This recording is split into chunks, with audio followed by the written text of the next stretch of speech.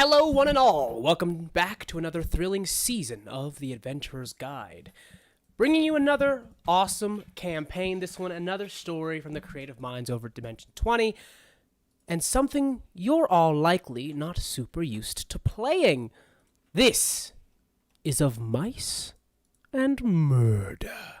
I am your humble dungeon master, and with me, for the first time, are our Sylvan Sleuths. Say hi, Sylvan Sleuths.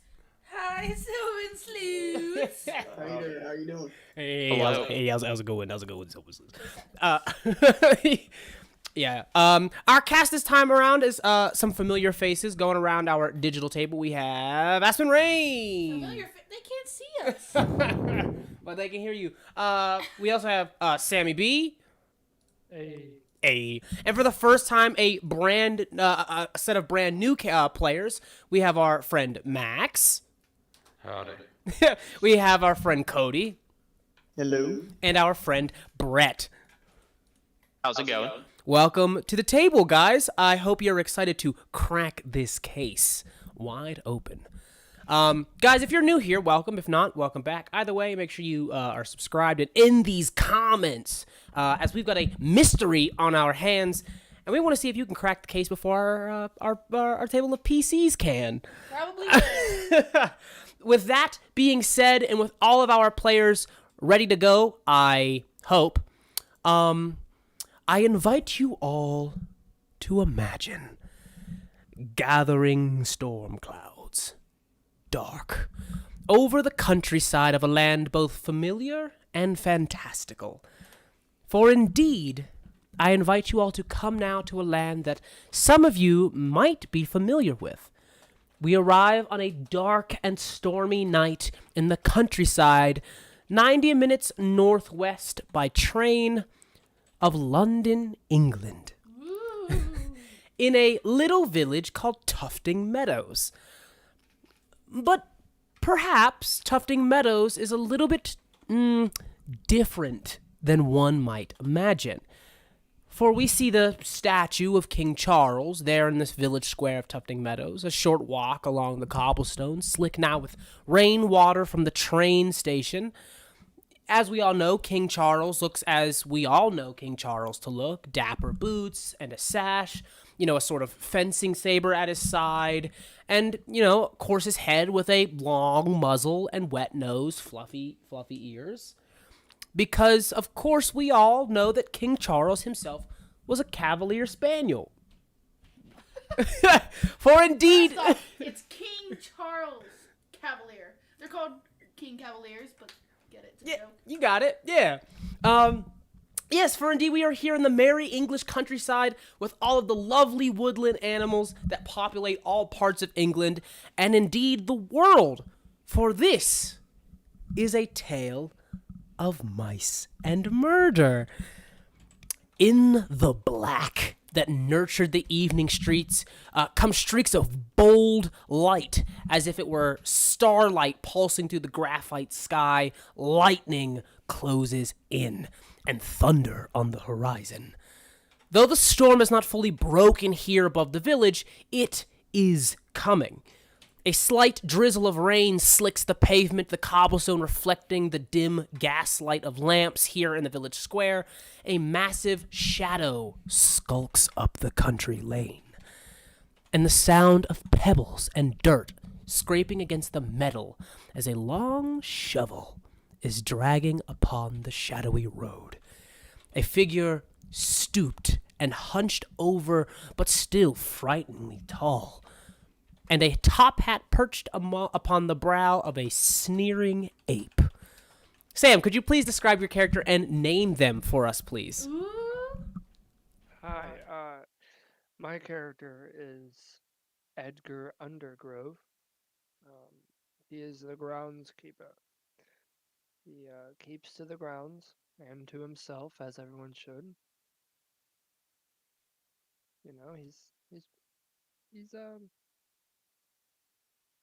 He's a gorilla. He's fucking big. What color is his fur? What's he wearing? Stuff. What about stuff like that? It's kind of like gardener's clothes, kind of like a not like kind of like overalls with like a button up, but like not all the buttons are there. Button up, sleeves are rolled up a little bit with his top hat, and he keeps his old rusty shovel with him just in case he needs to be doing any digging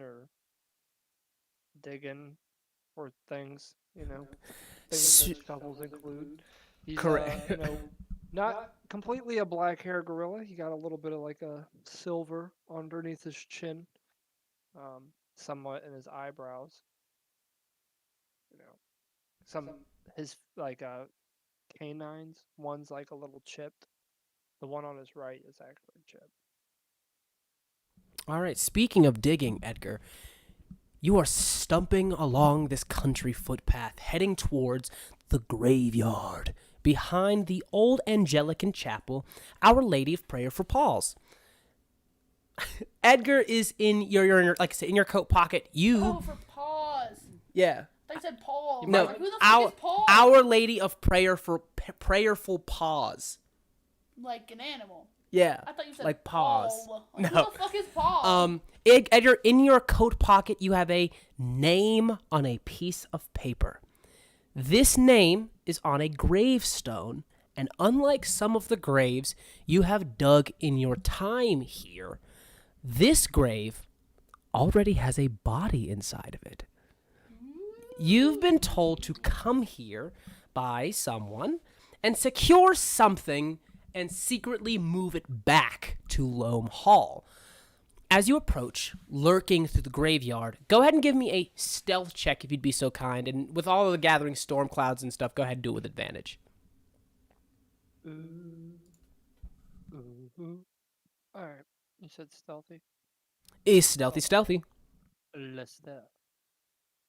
Imagine. 14s. Imagine rolling two 14s. Double 14s. Hey, it's all good. You're a massive, weighty frame.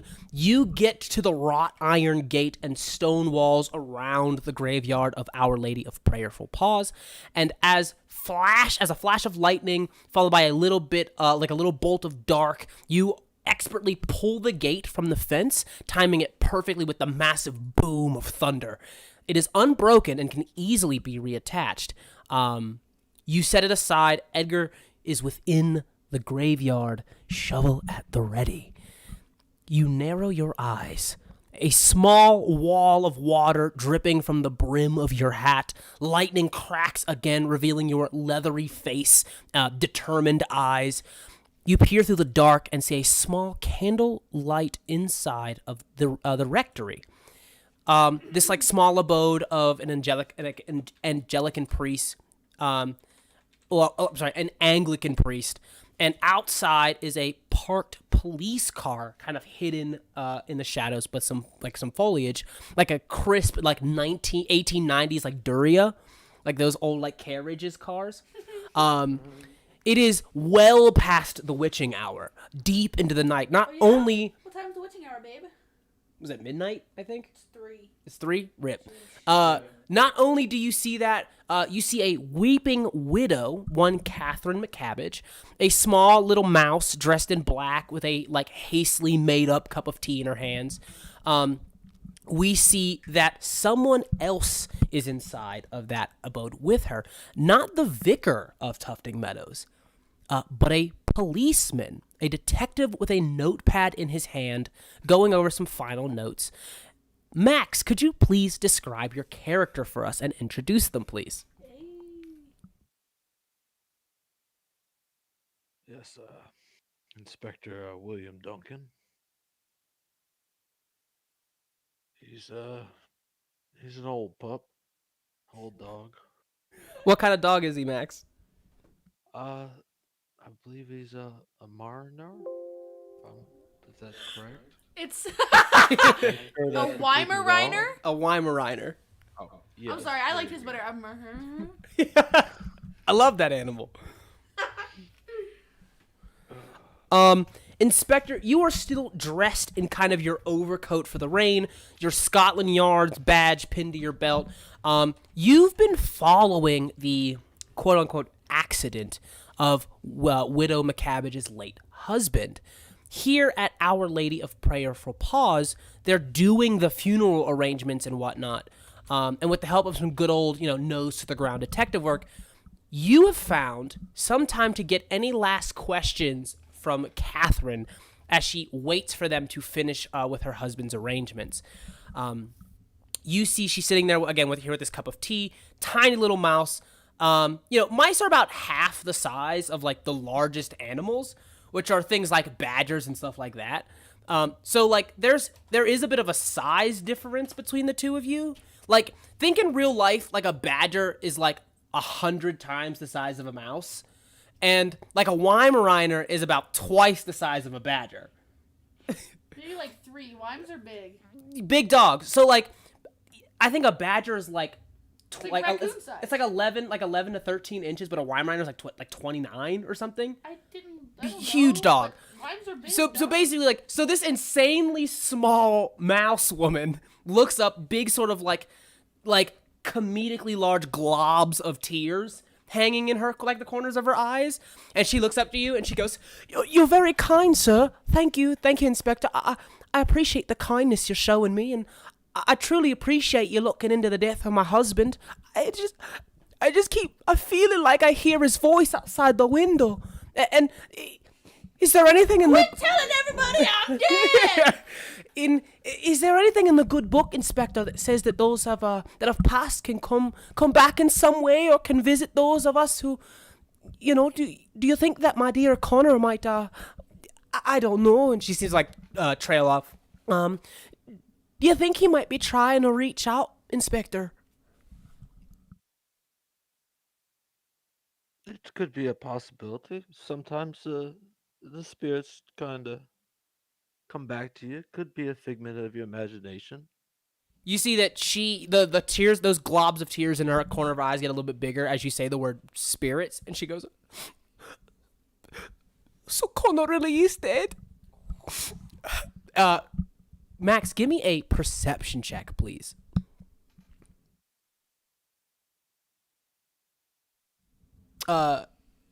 If you don't know how to do it, you want to make sure your character sheet is open. Go to your skills, find perception, and on the right-hand side, you'll see a bunch of totals with dice in the corner. Just double-click that box. Oh, did you see my message?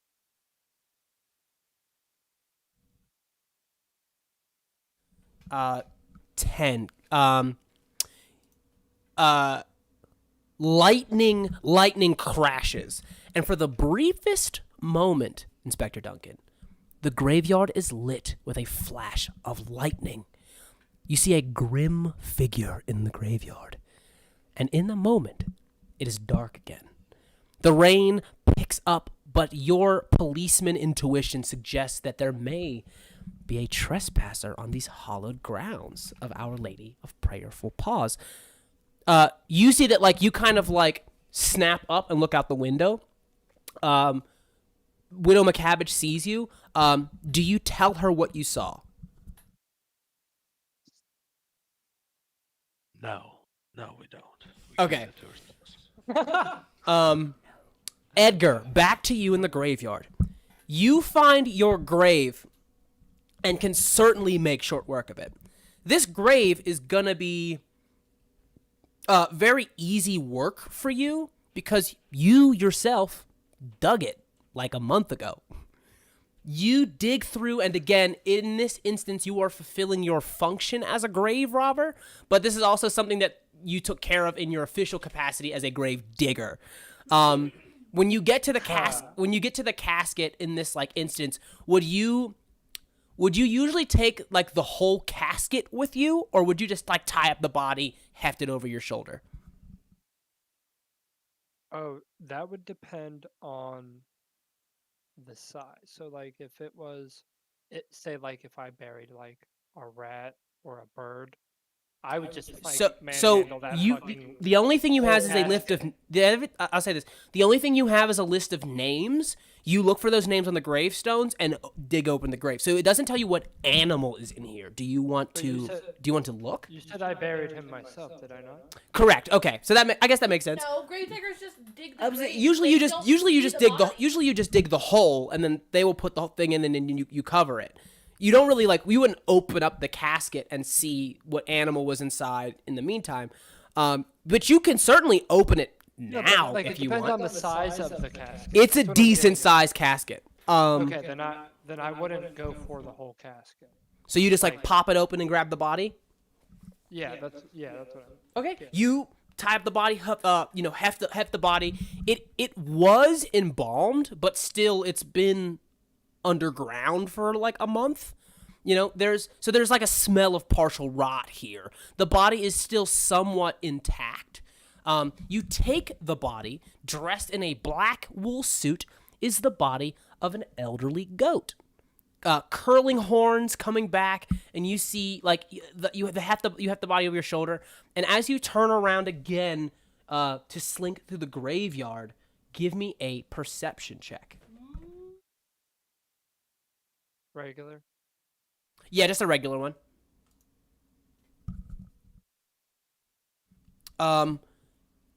With a 5, nothing catches your eye inside of the graveyard, which may be for the best as you slink away with this huge parcel over your shoulder, back through the graveyard gate and gone into the night. Another crack of lightning, and in a brief moment, the massive figure of something leaving your peripheral, and as quickly as the light has come, it leaves you back in the darkness.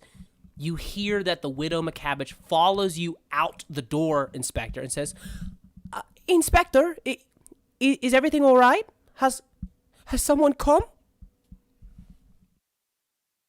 Just a hug. Just give her a hug? Oh, I thought you said just a hug. Just checking suspicion. Okay. Okay. Max, give me an insight check, please.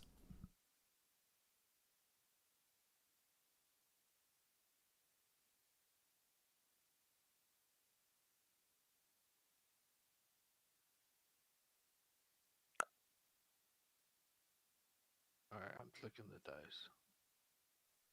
So you make sure you want to find insight on your skills and double click it. Oh, double click it. Okay. Damn. My boy's first 20. Damn, natural 20. That nat 20. Let me. There's not a lot to see here, so I don't know if it's worth it. I was gonna switch it because there's some nice little background. You know what? I'll do it. We'll do it. Let's go to a live scene. Let's do it just so we can have some background music going. A live scene. Yeah, there's a properties. Okay, maybe not. Our poor chat is just probably what is happening? I'll leave it on the omisive murder. See, usually, there's music, but it's not capturing the fantasy grounds as I intended. So sorry about that, thing there. With a 21 insight, you immediately can tell Catherine saw something outside. The phrase, is everything all right, has someone come, is not like I'm checking in with you if you've seen someone, more of I've seen someone, am I in danger? And if it wasn't obvious, it's strange that someone else is here. Our Lady of Prayerful Paws does have a gravedigger, but he's a weasel. He's not someone nearly as large as who you just saw. Something is afoot, and if it's some kind of spy, you'd best stay on your toes.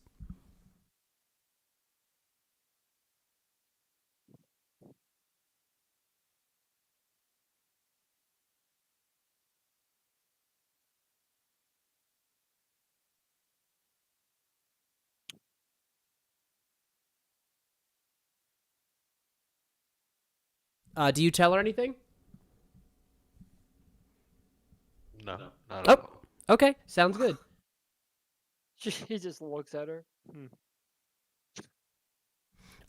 She bundles herself up in a big puffy rain jacket, bids you farewell, and you see she kind of walks off into the night, constantly checking over her shoulder. She leaves pretty post haste back to her home.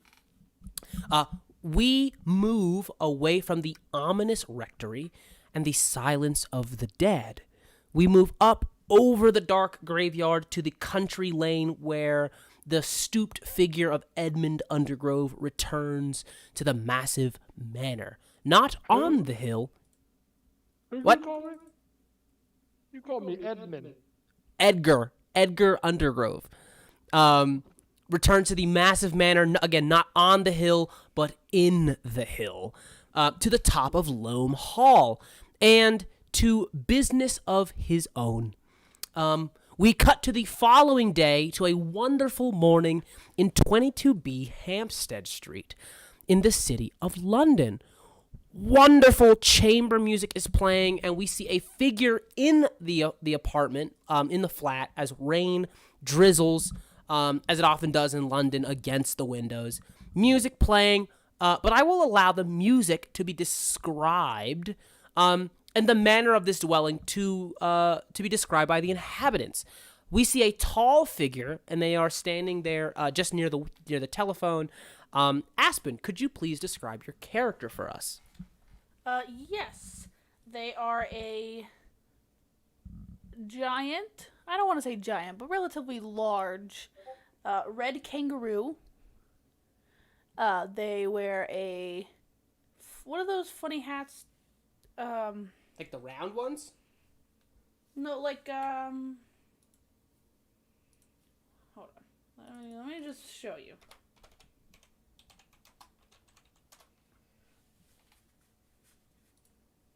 These ones. You really just Googled London hats. Shut up. Which ones?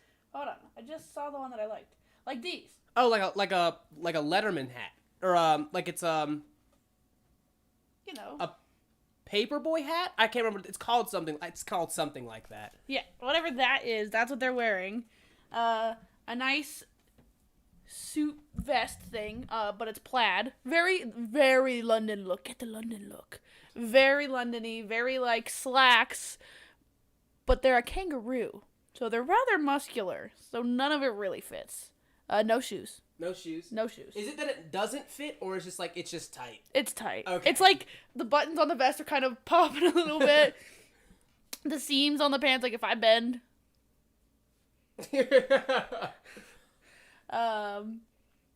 Yeah, and they're sitting by the phone, you said, or standing, they're, or like they're by the phone. You're by the window, but like when I say like you're by the phone, it just means like in proximity to the phone. You're just by the phone. And where am I at? You're in 22B Hampstead Street. That's like your apartment, your flat. Is there anyone with me? You see that, okay, we can just go from there. Yeah, so you're this enormous build military vet, giant kangaroo by the phone. You are currently reading a note left as you arrived back to the flat, with like breakfast and groceries. Your partner is gone, leaving you with a note that says, "My dearest Alex, a client came by in your absence, something regarding the sightings of a ghost bride. You seem increasingly concerned with the survival of this morning's newspaper, so I've gone on ahead. A letter came for us in the form of some kind of invitation. Do make sure to entertain these animals in my stead." And it just says cross at the bottom. You walk across the flat. We see as you move across the room, all across the wall, exploits in the form of headlines, high-profile cases that the two of you have cracked open, musical instruments, a wonderful small sort of gentleman's bar. There's like a decanter of brandy, some crystal glasses. You see this pristine white envelope with a wax seal and like perfumed with this kind of cologne on it, like high quality, like very upper echelon kind of letter. As you pick it up, you see that it's sitting on a like today's newspaper. The front article, the front page headline, and if any of you wanted to read it, you can go to the notes section. You'll have one of them that says headline. It reads, as you pick it up, the front article, the front headline, it reads, Scotland Yard closes McCabbage case. Edmund Cross leaves his first and perhaps last caper uncracked. the body of the text reads, the unfortunate death of Connor McCabbage at Tufting Meadows Textile Mill has been ruled an accident, leaving accusations of negligence on the part of William Brockhollow ringing soundly in the ears of London high society. Vicar Ian Prescott's words of admonishment from the pulpit of Our Lady of Prayer for Pause have left questions of cut corners on the minds of all those sympathetic to the McCabbage family. Adamant on the involvement of foul play rather than factorial noncompliance, Squire William Thornwall Brockhollow hired the hunter of Hampstead Street, none other than Edmund Cross. Those daring exploits have splashed the covers of our pages since the Cotton Bottom Caper, and his first run-in with the criminal mastermind and arch-rival, the late Fletcher Cottonbottom. Those many years ago. I'm sorry, who? Fletcher Cottonbottom. Eager Edmund took the case, indicating to the world that indeed foul play was afoot, and yet even with the help of trusted companion Sergeant Alex Greer, it seems for the first time this sly raccoonus has found his nose in the wrong bin of trash. That's what I'm reading. That is what you're like. You pick up the letter. That's what's on the front page of the newspaper.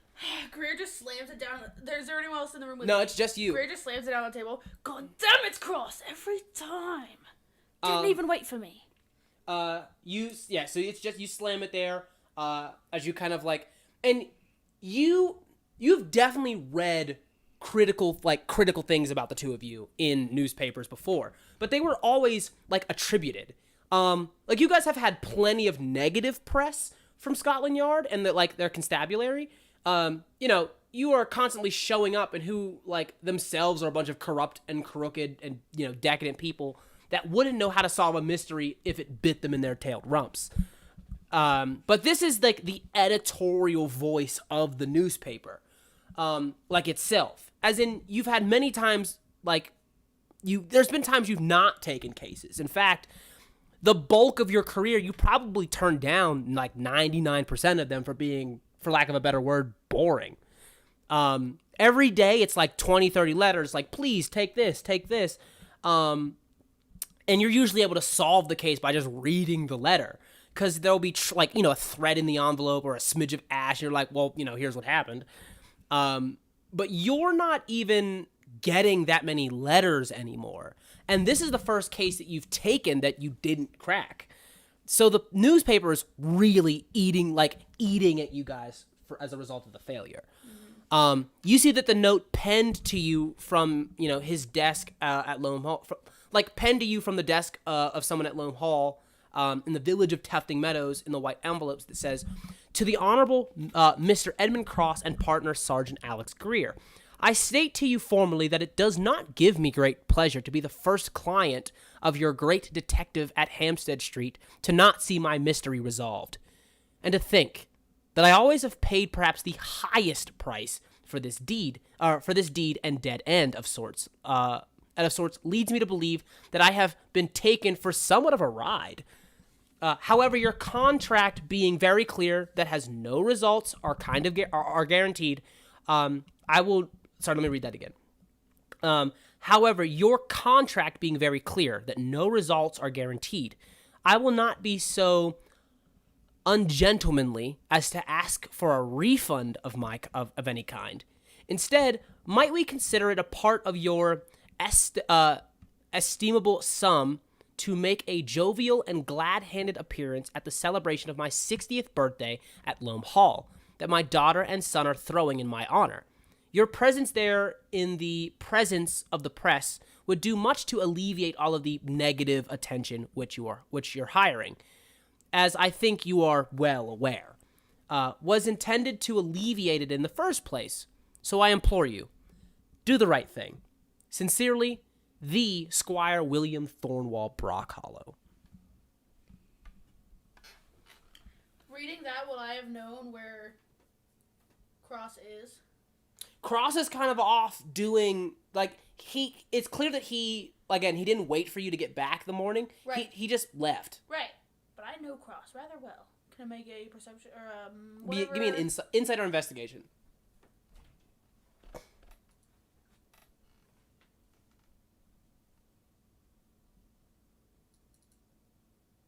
Oh! Damn. So where is he? What's his mom's name? What's his birthday? You got an insight? So that wouldn't tell you insight. You know that, again, you go to, when you open the letter, the wax seal was already broken. So Cross has already read it, presumably. I guess, well, actually, with a natural 20 insight, Cross has read it. That it's like, it's very clear. I can see his grease marks from his fingers. From his fingers on it. Like, he's got these little, like, small, not puncture holes, but these divots from his nails in the paper. And, you know that Cross is avoiding going. But Cross, you and Cross being best friends, Cross would listen to you. So, while No, he would not. Yes, it may not be verbatim. It might not be like, do this and he does this. But he may find a way to do it without doing it your way. Mm-hmm. So, you know that he wrote you a letter saying that you should go to the party. He would be very, very close behind you.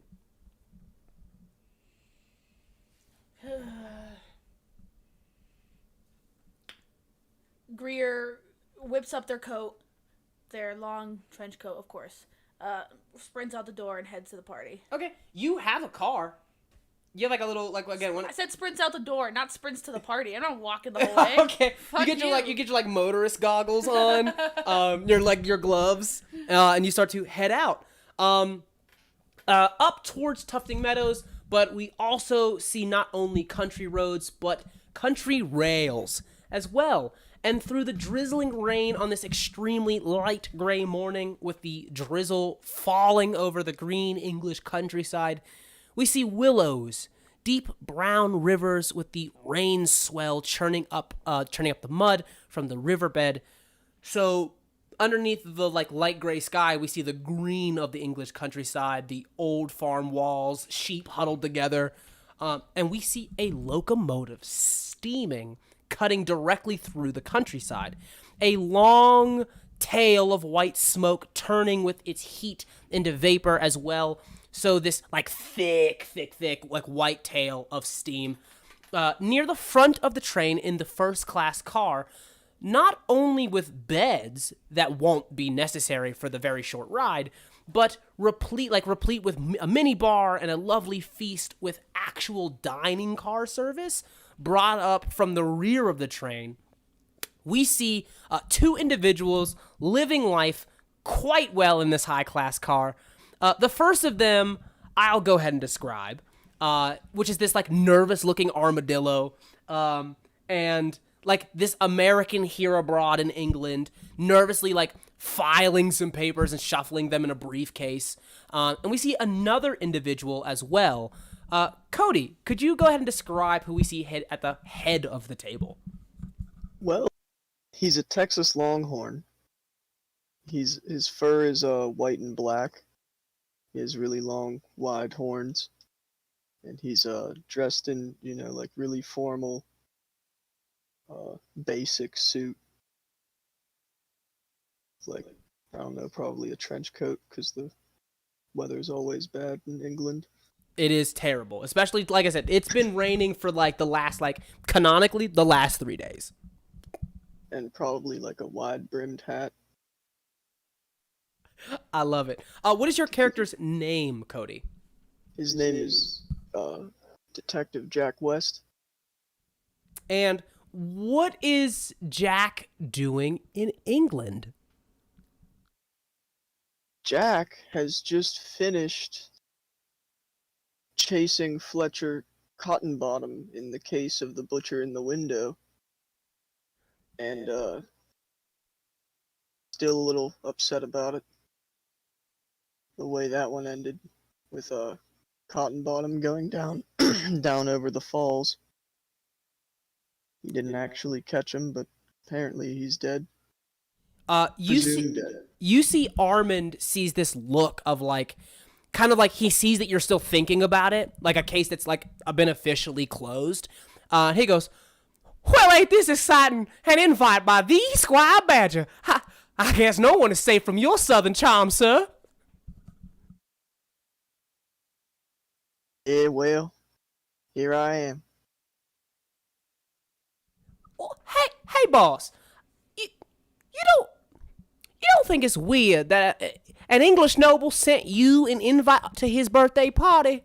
I mean, sure, we help with the cotton bottom caper guy and all that, but I mean, like, were they related or something? Maybe I'm overthinking it. I don't. Maybe I just impressed him with how well I handled that, even though it still kind of bothers me. Right. I figure, it's like he's a badger, and then you have good old Cottonbottom who's a rabbit. It seems weird that the two would, share any kind of company.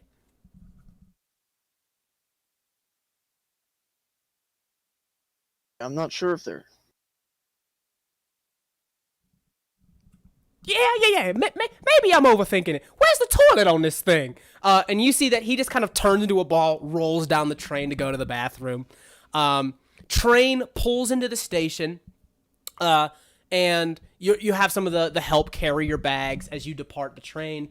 And you see this, like, in a trench coat, a little flat cap, and a scarf goggles on his forehead, is a frog who has been sent here from Loam Hall to the village train station. He goes, "Oi there, governor. Welcome to Tufton Meadows. If it ain't the estimable Detective Jack West, I am Squire Badger's chauffeur, Templeton Padhop." Nice to meet you. "Good on you. Is this all your bag, sir?" And he, like, gestures like this, all these, like, suitcases and stuff that are around you that's, like, all your luggage and whatnot. Yeah, that's it. All right, go ahead and load that up. Now, as a very important guest of the Squire, we'll come and get you picked up to the Squire's personal motor carriage personally. They does, and I'd be happy to give you a little tour of the lovely town here if you're gonna wish. Sure, that sounds pretty nice. You see our Armand, who goes, I'm sorry, I'm back. I had to take a little bit of a leak. It's hard to squeeze into the carriage because of my shelf so big. I'm very sorry. I'm very sorry. You arrive at the car. You throw the suitcases, like, into the back little, like, carriage area. You see the Templar goes, "Well, look at that. Well, it seems one of the wheels is going to be You see sort of, like, he adjusts one of the wheels. They're like these, again, those is like a car from, like, the 1890s, like early 1900s. So they got these thin motor carriage wheels. And he looks over and he goes, "Looks like one of those wheels on the, there's a little bit of jar. Like, might have to hit some kind of pothole on the way here." You see that Armand, he turns to Armand and he goes, "I'm sorry, Mr. Armadillo. If you could be so kind, would you like mind holding on to the axle real quick?" You see Armand goes, he looks to you, Jack. Up to you, son. You want to help him? He goes, "I just want to be on your good side, sir. So whatever, if you want to really go to this party, I suppose I have to." Either that or I guess I'll do it. I mean, you see that he circles up around the back right, like right wheel of the car, and Templeton goes, "He's a perfect fit. All right, all aboard the Loam Hall." Motor carriage takes off as the sun is setting, and you begin to descend on Loam Hall. Two motor carriages converge on Loam Hall with a number of other motor carriages, and indeed some people traveling on foot from the village. The rain here now has certainly begun to pick up. Fine dressed guests, as well as, like, broad and vast staff of footmen and porters and maids, valets, butlers, and all manner of people attending Loam Hall. As you arrive at Loam Hall, you see that this is an ancient red stone manor house. I'm talking old family dwelling place, and, like, old money built into the side of a hill. The door is set into the hillside facing a river, and the road comes up. The cars are all, like, able to park in the small white gravel sort of, like, rotunda near the outdoor fountain. The fountain's still, small white gravel, sort of even under, like, the rain, like, build up. Various guests you see there are, like, sort of, like, again, various footmen and other people who are coming in to help people like out of the rain, like with umbrellas and whatnot. You guys see that like a pug walks up wearing like a bowler hat with like this big umbrella, and His name's not Pugsley. he goes, well, hello there, friend. Welcome one and all to Loam Hall. May I accompany you and take your coats upon arriving to the entrance hall? And just like walking up to one of the guests. You guys go to the hall. Sorry, that one was for you, Cody. Like he comes up to your car to help you, like like with an umbrella out of the rain. So yeah, he like walks you out, puts an umbrella above your head, gets you out of the rain as he walks you to the front door. You guys go up to the hall. Alex, you arrive here as well. Park the motor carriage outside. You guys cross this sort of like little wooden bridge to get over the river. Pull up into the gravel area here. As you guys exit the car as well, you see that there's a little lizard wearing a bowler hat as well. Long, sort of like skink-looking lizard comes up with his big umbrella, and he goes, well, hello, and welcome to Loam Hall. Pleasure. I'll be taking your hats and coats at the door. And please, let me know if there's anything I can do for you. If anyone wants to give me a perception real quick. So anybody that like just arrived. Alex. Yeah. That'd be Alex. That'd be Inspector Duncan. That's Detective West. Any of you guys can go ahead and roll me a perception if you want.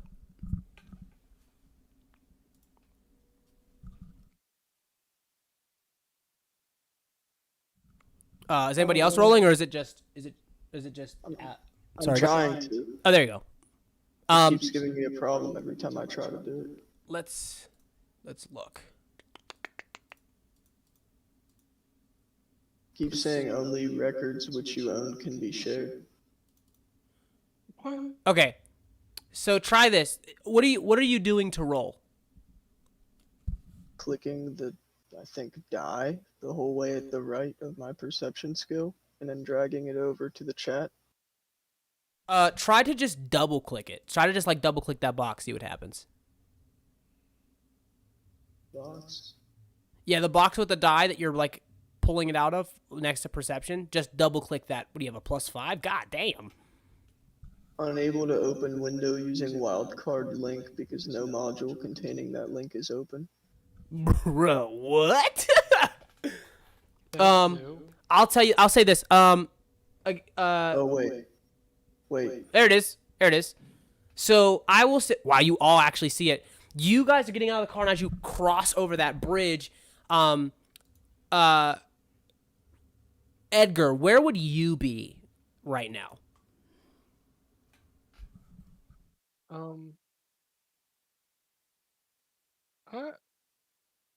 I don't, not welcoming guests. Yeah. I mean, you're like the groundskeeper, so you. Somewhere. Yeah, you probably have you have groundskeeper tasks that you would do. I mean, like, where on the grounds are you? I'd probably be in the back, like trimming hedges to like their backyard maze or some shit. Heard. Okay, so like looking around, again, those of you who roll the perception, real busy. Like lots of guests here, all arriving. There's a little like banner up near the door that you see. Squire Badger's son, Jeremy Brock Hollow, is kind of like welcoming people at the door and being very like jolly and boisterous. In terms of threat, I would say this. There's a part where you Alex, you're coming up the side. You and since you're the two with 17s, you and Inspector Duncan are kind of like in. One of you is in front of the other, and you're coming up the same way. Both of you see in the back this like giant frame of like this giant. You see the gorilla. You clock Edgar, who like sees all of the cars starting to pull in and like recedes deeper into the like the hedge maze and stuff. And the two of you, like, you guys have known Edgar as a career criminal in London who vanished from the scene probably like less than like a year ago. So you see him with like garden dirt on his knees, gloves, holding a shovel, like back there, like trimming hedges. Clearly, like, I hate to say like making an honest work, but like literally like he's doesn't seem to be doing anything illegal. But that's just like something that you see. What you choose to do with that information is up to you. Or I would just like to clarify, I did not give anyone my jacket or coat or hat or anything. Okay. Yeah. But yeah, you guys see that, like, again, he's doing work, and, like, I think you probably also see, like, another staff member come over, say something to him, and, like, point at Loam Hall. So he's not like a fucking ghost haunting the place. He, like, works there. Like, someone goes up, talks to him, and then walks away from him. Edgar, if you could go ahead and make a perception check for me. I don't see shit ever. 12. 12.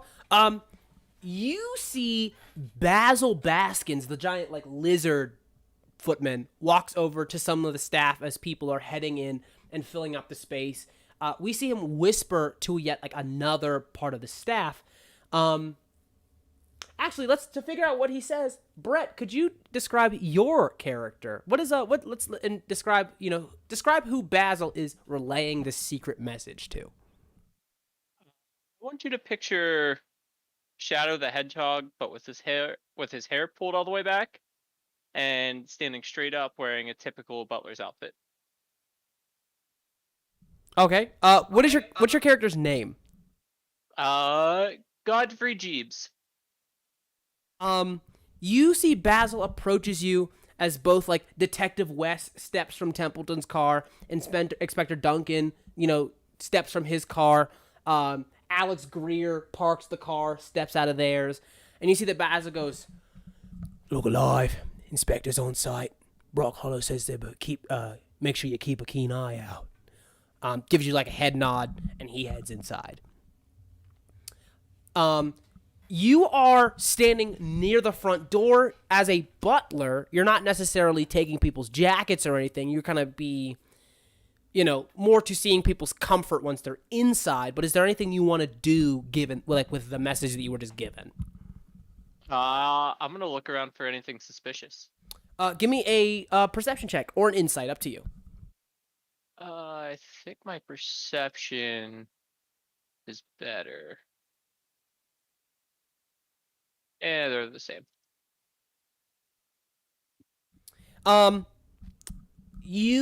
I guess as far as suspicion goes, not really. There's nothing really necessarily suspicious. That's kind of a broad thing. But you definitely, like, as soon as Basil, like, points them out, you definitely see that there are 2 cops here, and there's like a freelance detective here. A PI, yeah.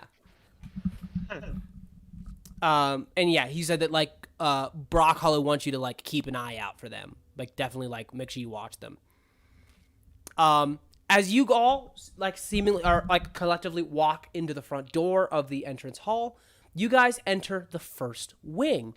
You see a beautiful staircase going up to the upper stories, a hall leading back towards the kitchen to your right, and this beautiful ballroom towards the left, the drawing room, bubbly conversations, servants coming out with glasses of champagne, which is what you end up doing, Jeeves. You find yourself, like, coming in and out, like, getting trays of champagne and hors d'oeuvres. You see people sort of, like, gathering around as they say sort of, like, sort of wicked goings on. You hear a voice.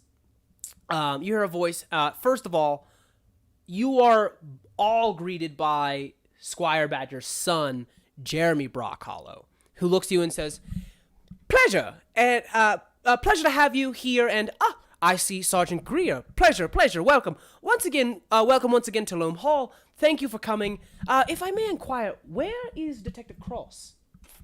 They are shaking his hand, and they just go, "If you could find that out for me, that'd be very lovely."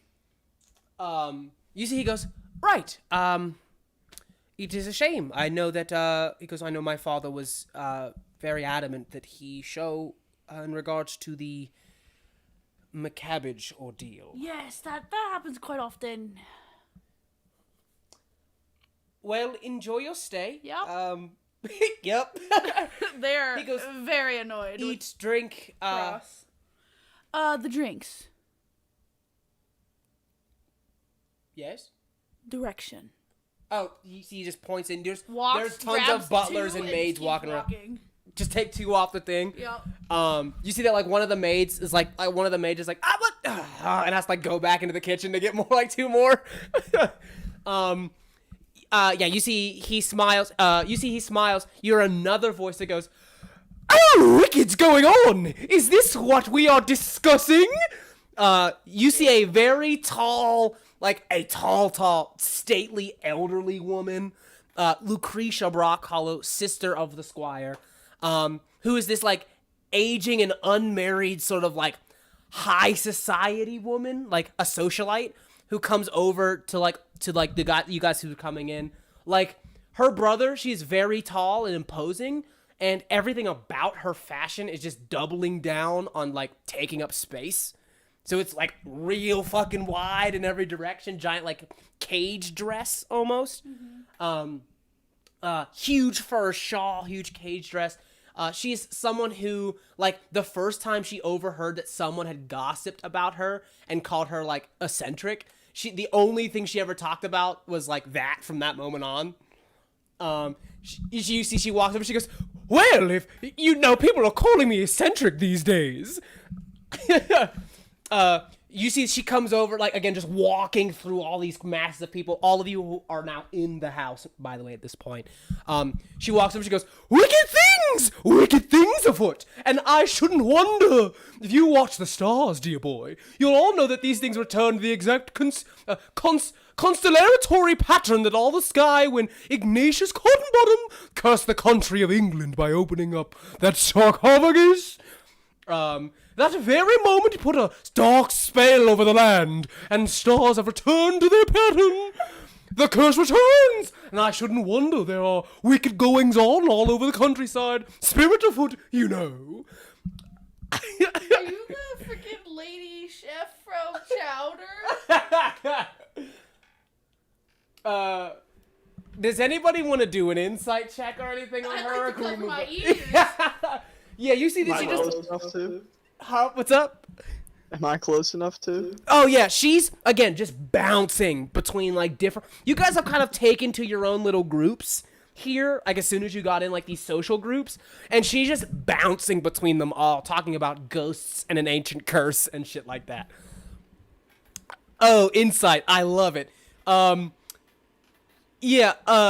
Okay. Okay, I'm gonna actually roll something. Give me a second. I need my dice. Hold on. A brief intermission. D12. Insight is my best skill. Insight is my best skill. Ooh. Ow. And my legs. Okay.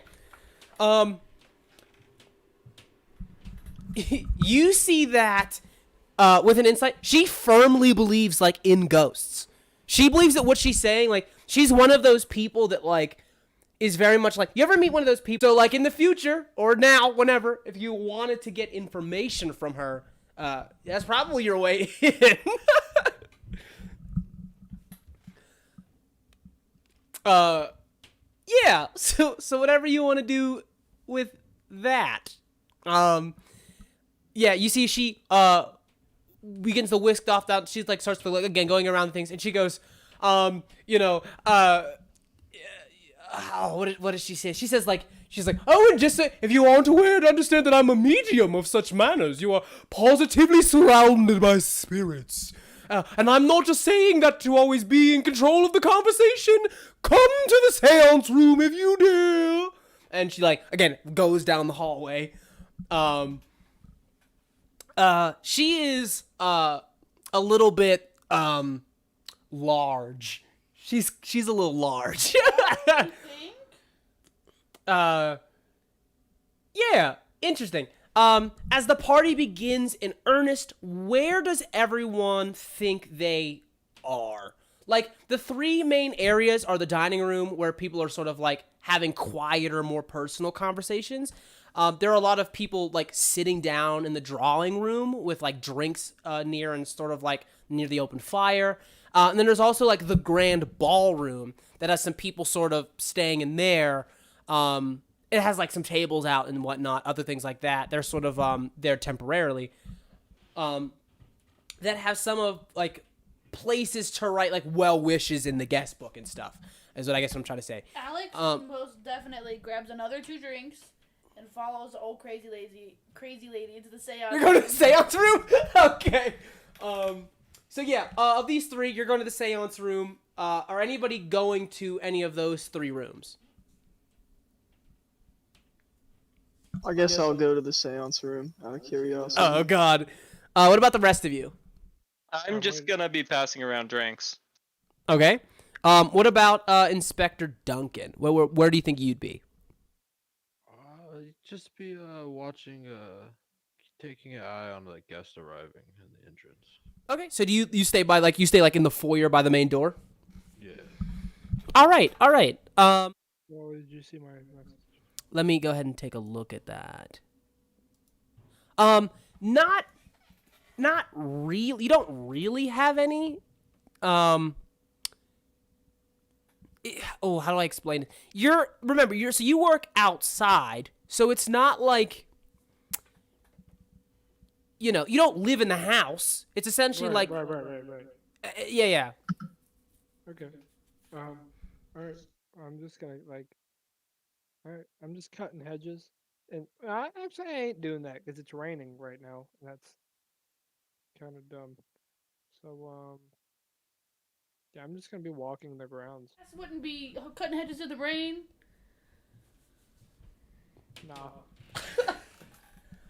Nah. Okay. Yeah. You can go inside, but for the most part, like I said, Brock Hollow probably wouldn't want you to steer clear of all the guests because you're Right. dirty and low class. was So so rude. you have. Is there a basement? Yeah, there's a basement. Yeah, I'm gonna go to the basement. Is there like one of those like door things like on the outside that lead to the basement? You mean like a cellar door? Yeah, like you open like the 2 doors and like there's steps and you. Oh yeah, there's a cellar hatch. Alright, cool. Yeah, I'm going down there. Awesome. Okay, let's figure out what goes on. Well, what goes on? What goes on?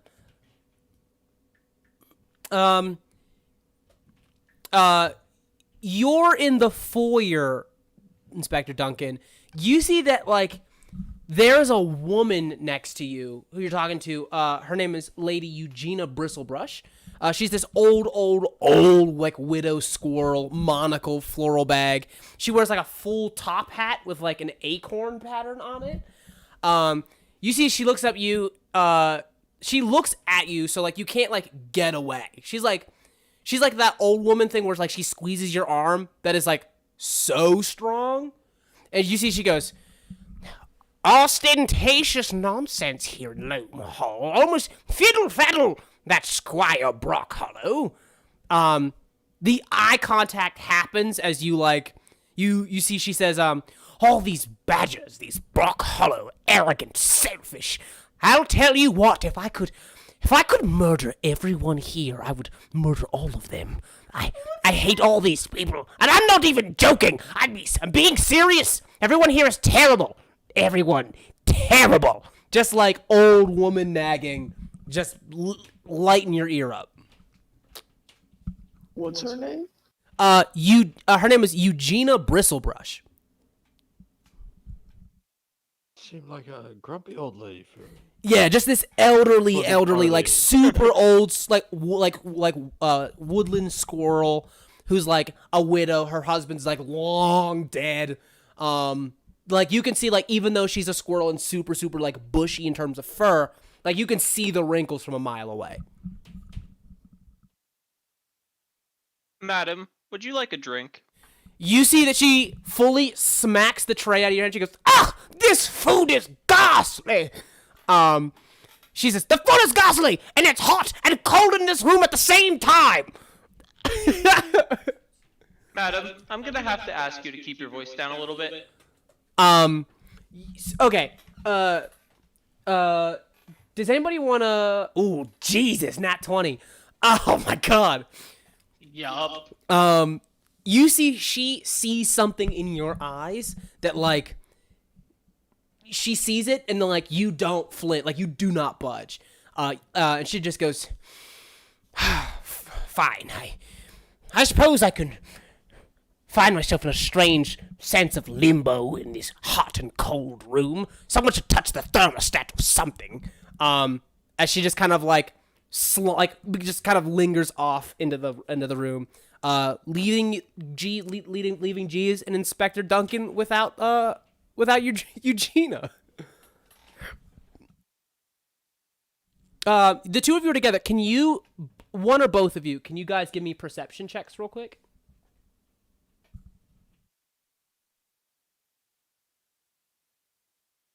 Wait, who? Me? Wow. No, so just Jeeves and Duncan, who rolled the exact same thing. Insane. You guys overhear a conversation of Constance, who is the Squire Badger's daughter. You overhear, like, without looking at her, but you both hear this conversation kind of off to the side. And she goes, Jess, I'm beginning to be worried. Catherine still hasn't shown up. Where is Mrs. McCabbage? And you see Jess says, oh, Constance, I'm sorry. I absolutely boffed it. We did get an RSVP back today, but she declined coming. You see Constance says, she declined? No, Jeremy, the signal that sends about father, it paints us in the light like people will assume we haven't invited the widow of the man who died in his mill. And you see like, so you guys have both heard it, so you both can go ahead and make insight checks for me, please.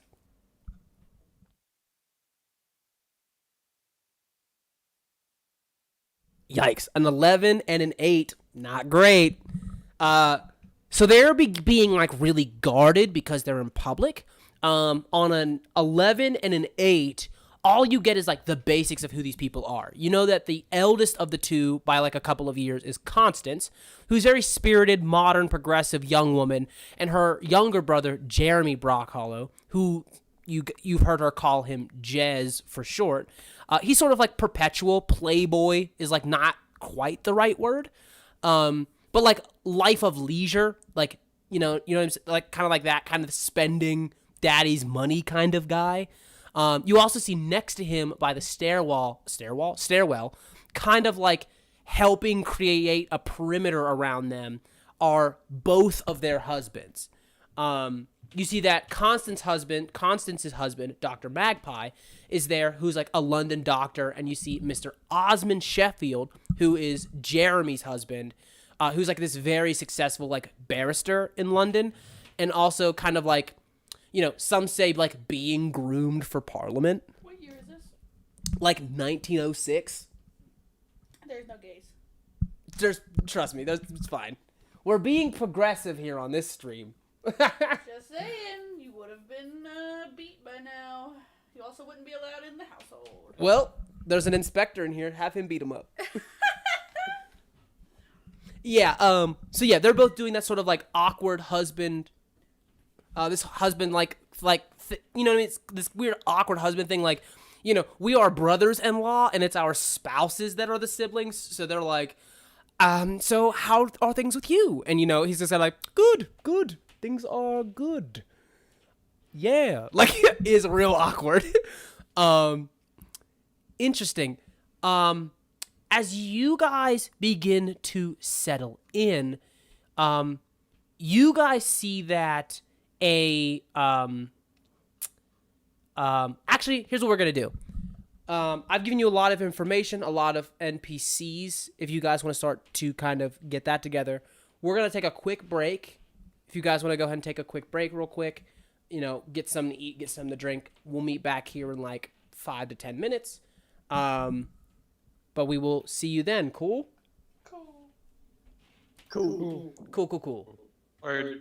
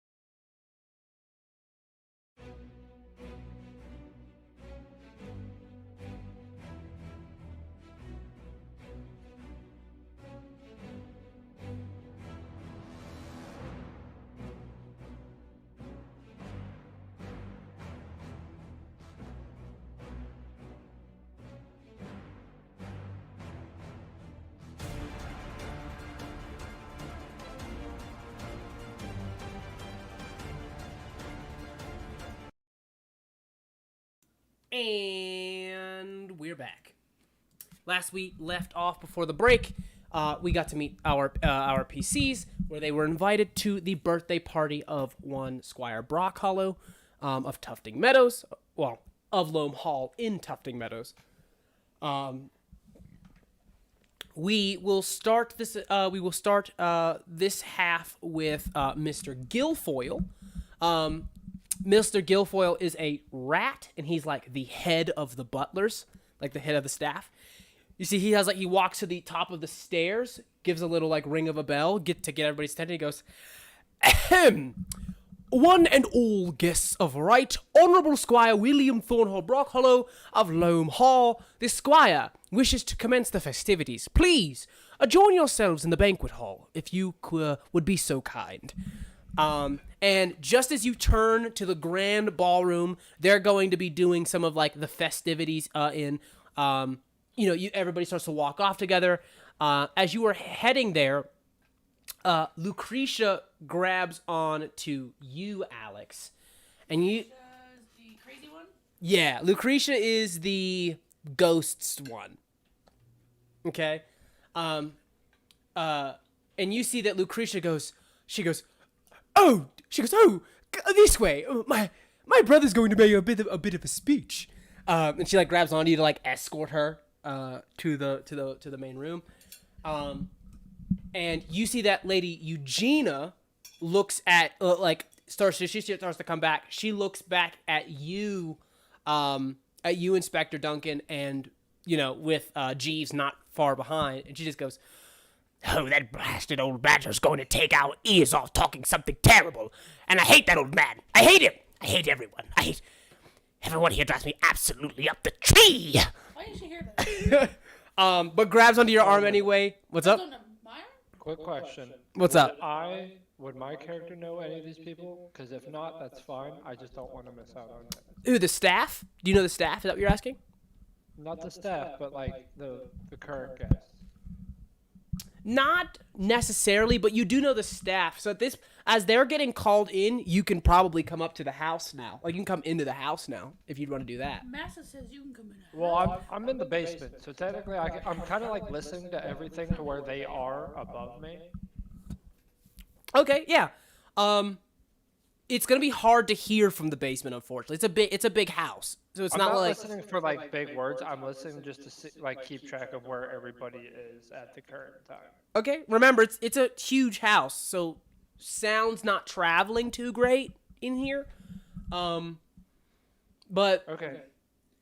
yeah, you guys are all starting to gather in, and you actually see the Squire enter to go up to like his place on the dais, but it looks like up and across the room, makes eye contact with everybody, and how do I explain? Okay, so you see he gets up on the dais, the whole crowd of people begin to come in. The last thing I'll say though is that you're in the basement, Edgar. So you're not going upstairs at all. Well, I mean, not right away. I'll wait to see because where does the stairs lead up? Like, where's the basement lead from? The basement leads to the it's only like 2 floors. I guess counting the basement, like the basement and 2 floors. Okay, but does it lead to the main hall? Does it come out of the kitchen? Does it come out underneath the steps? The basement leads you to the kitchen. The cellar leads you to the kitchen. Okay, then I'll come out. Then I'll come out of the basement. I just didn't want to come out in front of everybody from underneath the floor and be like, ooga, ooga, Ooga, ooga. Yeah. So it's not like that at all. Yeah, you come out from the kitchen. You see that all the staff is back there. As Jeeves, you're escorting people in. You head back to the kitchen, because they don't want any of the staff necessarily near where all of the guests are. Yeah, you see that he does that. You actually see that there is a woman who's sitting down in a chair in the kitchen, kind of she's this old mole, giant bifocal glasses on. She sees again ancient. She's the housekeeper, head of the maid staff. Again, the huge glasses, and you see she looks at it and she goes, Oh dear, Mr. Undergrove. I know your dirty love, but it's pouring cats and dogs outside. If it is, if Mr. Banks if Miss Banks could get a cup of tea on the kettle, come inside just once. You'll catch your death of cold being outside it in the cellar. I feel like you missed a joke there. It's raining men and women. outside. Maybe, yeah. She goes, you'll catch pneumonia. Please come in. And she ushers you into the kitchen. Okay. Okay. Yeah, she squeezes your arm. Even though you're this giant scary gorilla man. Mrs. Mosley has been the sweetest in the world to you. She comes in, she goes, all right, get yourself a spot of tea, love. And there's a few scones left there, some clotted cream, and I've kept them on the side for you, lovely. Thank you, madam. Yeah, so you head off into the kitchen, so Squire Badger up on the dais, he goes, friends one and all of Loam Hall, you have committed the rather inadvisable act of attending the 60th birthday celebration of a known bore, and a rather dull one at that. And you see that there's this polite laughing at his terrible joke. And Alex on their fifth, maybe sixth drink at this point, just and just got cackling in the corner. And yeah, he nods, kind of just he goes, yeah, he goes, oh, he kind of just yeah, I know the joke was great, I know it was great. You see, he comes back to center and just goes, a dark shadow hangs over Tufting Meadows with the sad demise this last summer of one of my very own employees, the beloved Connor McCabbage, and to all of our working folk here in Tufting Meadows, we wish you well. And in these trying times, we have taken every measure, including the hiring of one Edmund Cross, and his partner Sergeant Greer, who, although has not been able to find any foul play, due to his, did his due diligence. You see that, Mr. Lawrence Longfoot, who is a hare, looks out. He's a newspaper magnate. Kind of looks over. So basically he takes photos for the newspaper and stuff. He goes, but working with Mr. Cross in Scotland Yard, though the case may be closed, our hearts never are. Which is why I am happy to say that our Brock Hollow estate will be gifting a sum in excess of £150,000 to the Anglican Church, and specifically to Our Lady of Prayerful Paws. And here's this enormous sum of money goes up, and you see that Constance stands there and goes, Father, you must read the thank you from the Cardinal. And he says, no. There will be no praise for me. It is too small a sum, if any. Please, Constance, put it away. You see that he looks out and he says, so we are here to celebrate, instead, the coming of a new day where good works may be done in the parish, and that our proud subjects of the crown keep safe. Please, drink, eat, and be merry. And the enormous thanks to, and he points over, directly to the crowd at Investigator Duncan. It's this Scotland Yard detective who's just kind of been, hiding throughout the crowd. And he goes, for blessing us with his presence here in Loam Hall. Insane. Squire Badger,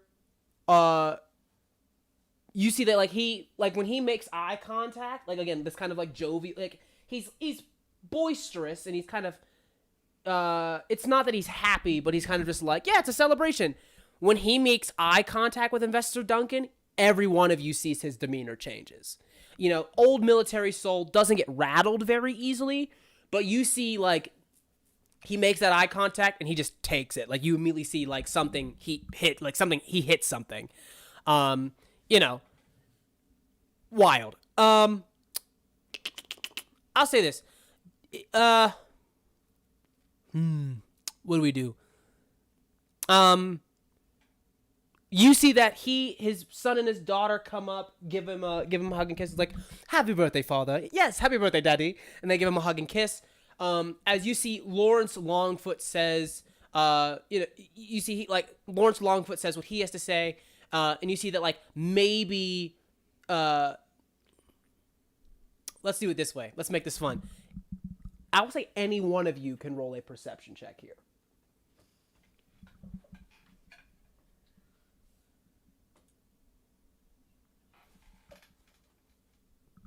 Let's go. Hey, I need you to just chill with that.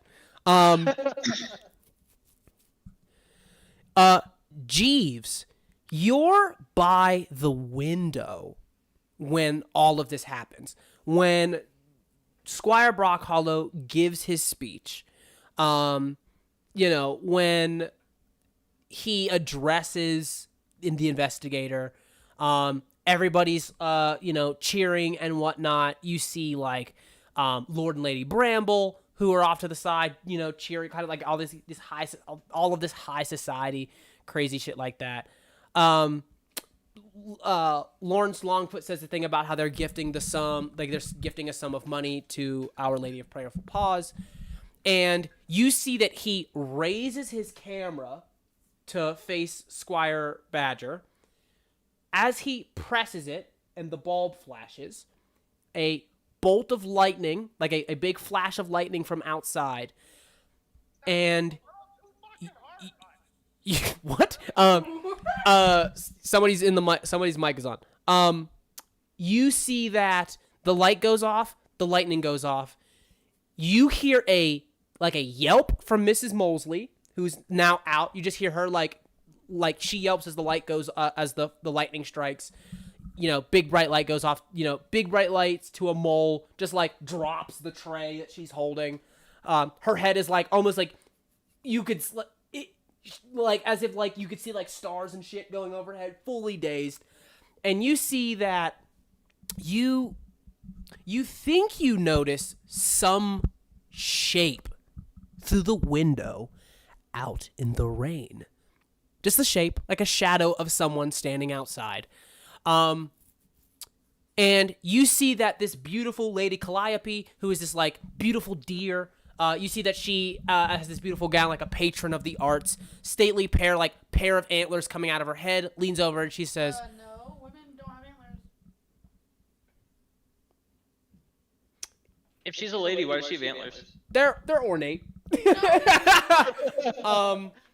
Yeah, you see that she catches Mrs. Molesley, who kind of drops to the ground. She goes, "Oh, my dear madam, please do stand."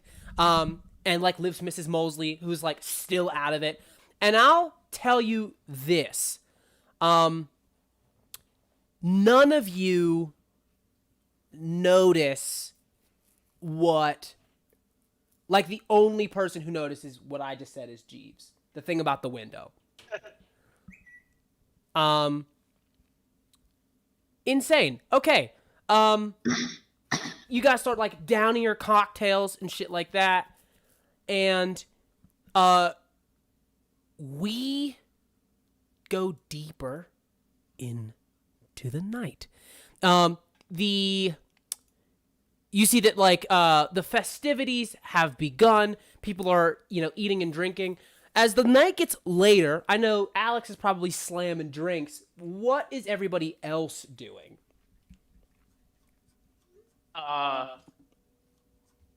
So I'm gonna use message by shooting Edgar a look like I saw something out the window.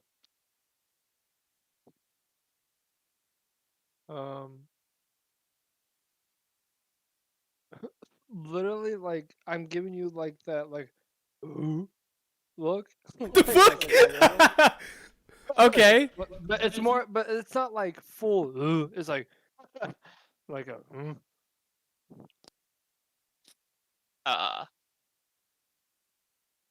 I'm gonna You gotta- motion for him to come down back into the basement. I'm gonna look at what was the little old lady, Mary something? What was the little old lady's name? Mrs. Molesley. Mrs. Mrs. M- Moldy? Mo- Molesley. Moldy?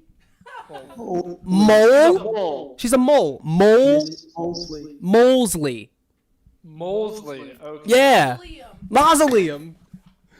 Mary J. Blige.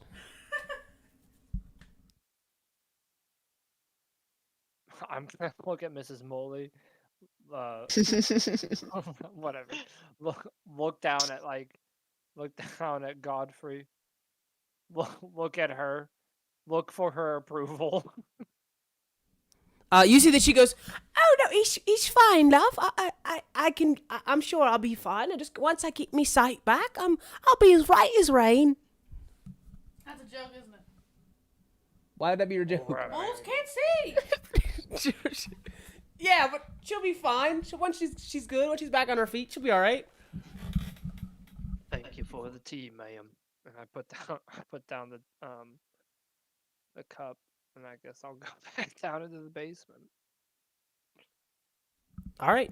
The two of you walk into the basement. You open the cellar door into it's like this.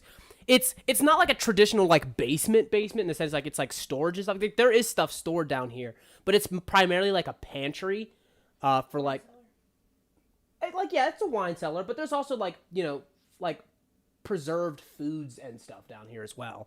Can I have my?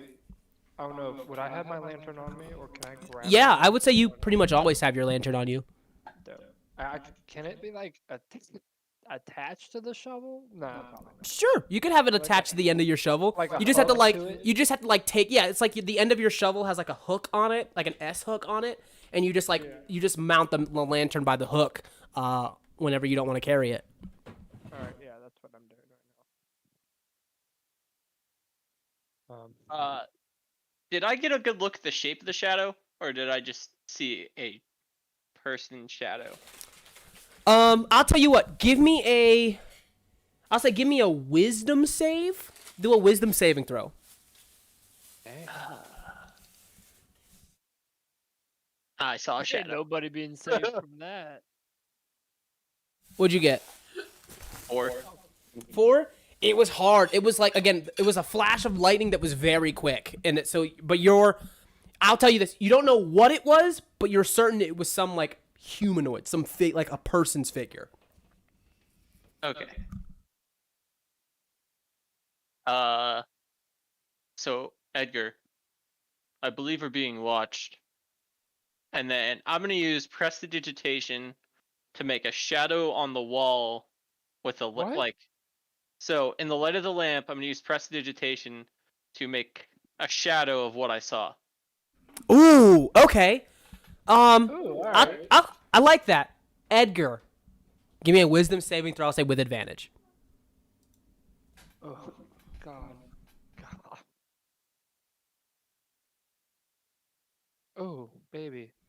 That's still in that 20, friend.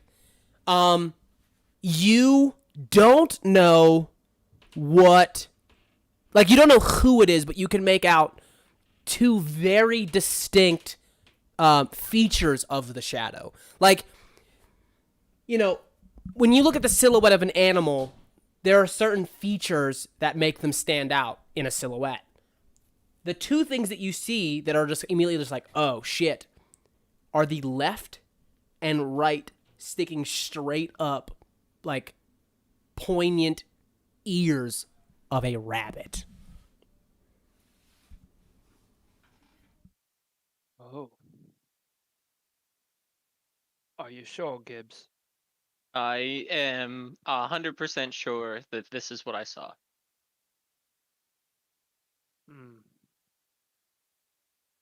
That might be, I've heard of a tale. Well, a cotton-bottom tail. Mr. Gibbs, have you ever heard of Fletcher Cottonbottom? I believe I have. Hmm. You think he survived those falls? I mean, anything's possible. Well, Should we? we should probably investigate. I- Just to be sure. I I'm really feel trying like to we figure should out get this one of. choice. I feel like we should get one of the detectives, especially the one that supposedly hunted him down. Are you mad? Well, what are we supposed to do? We're just a butler and a groundskeeper. Oi. I know you've been butling your whole life, but I've walked a different path. Are you coming or not? Yes, sir.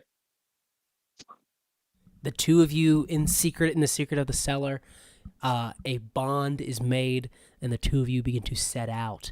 As we cut back to Squire Brockhollow joining the general public, walks straight up to Inspector Duncan, and you see he goes, "Ah, William, very good. Glad you could show your face here, old boy. Long drive coming up from London, no?"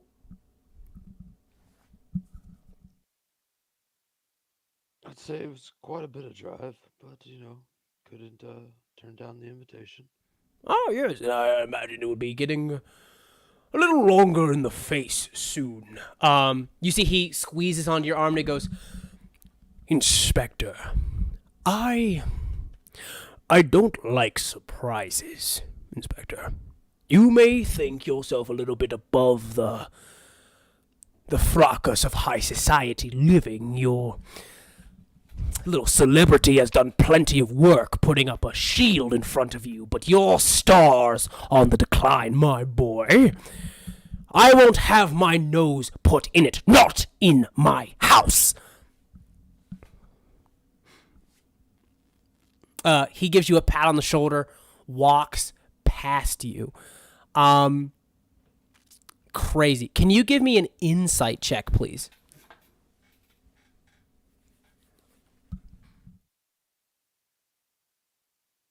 14.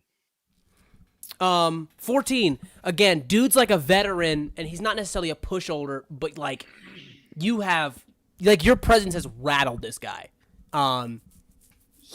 Which is like weird because it's like, if you've done nothing wrong, it shouldn't make you feel any kind of way. Wild. All right. What does everybody else do?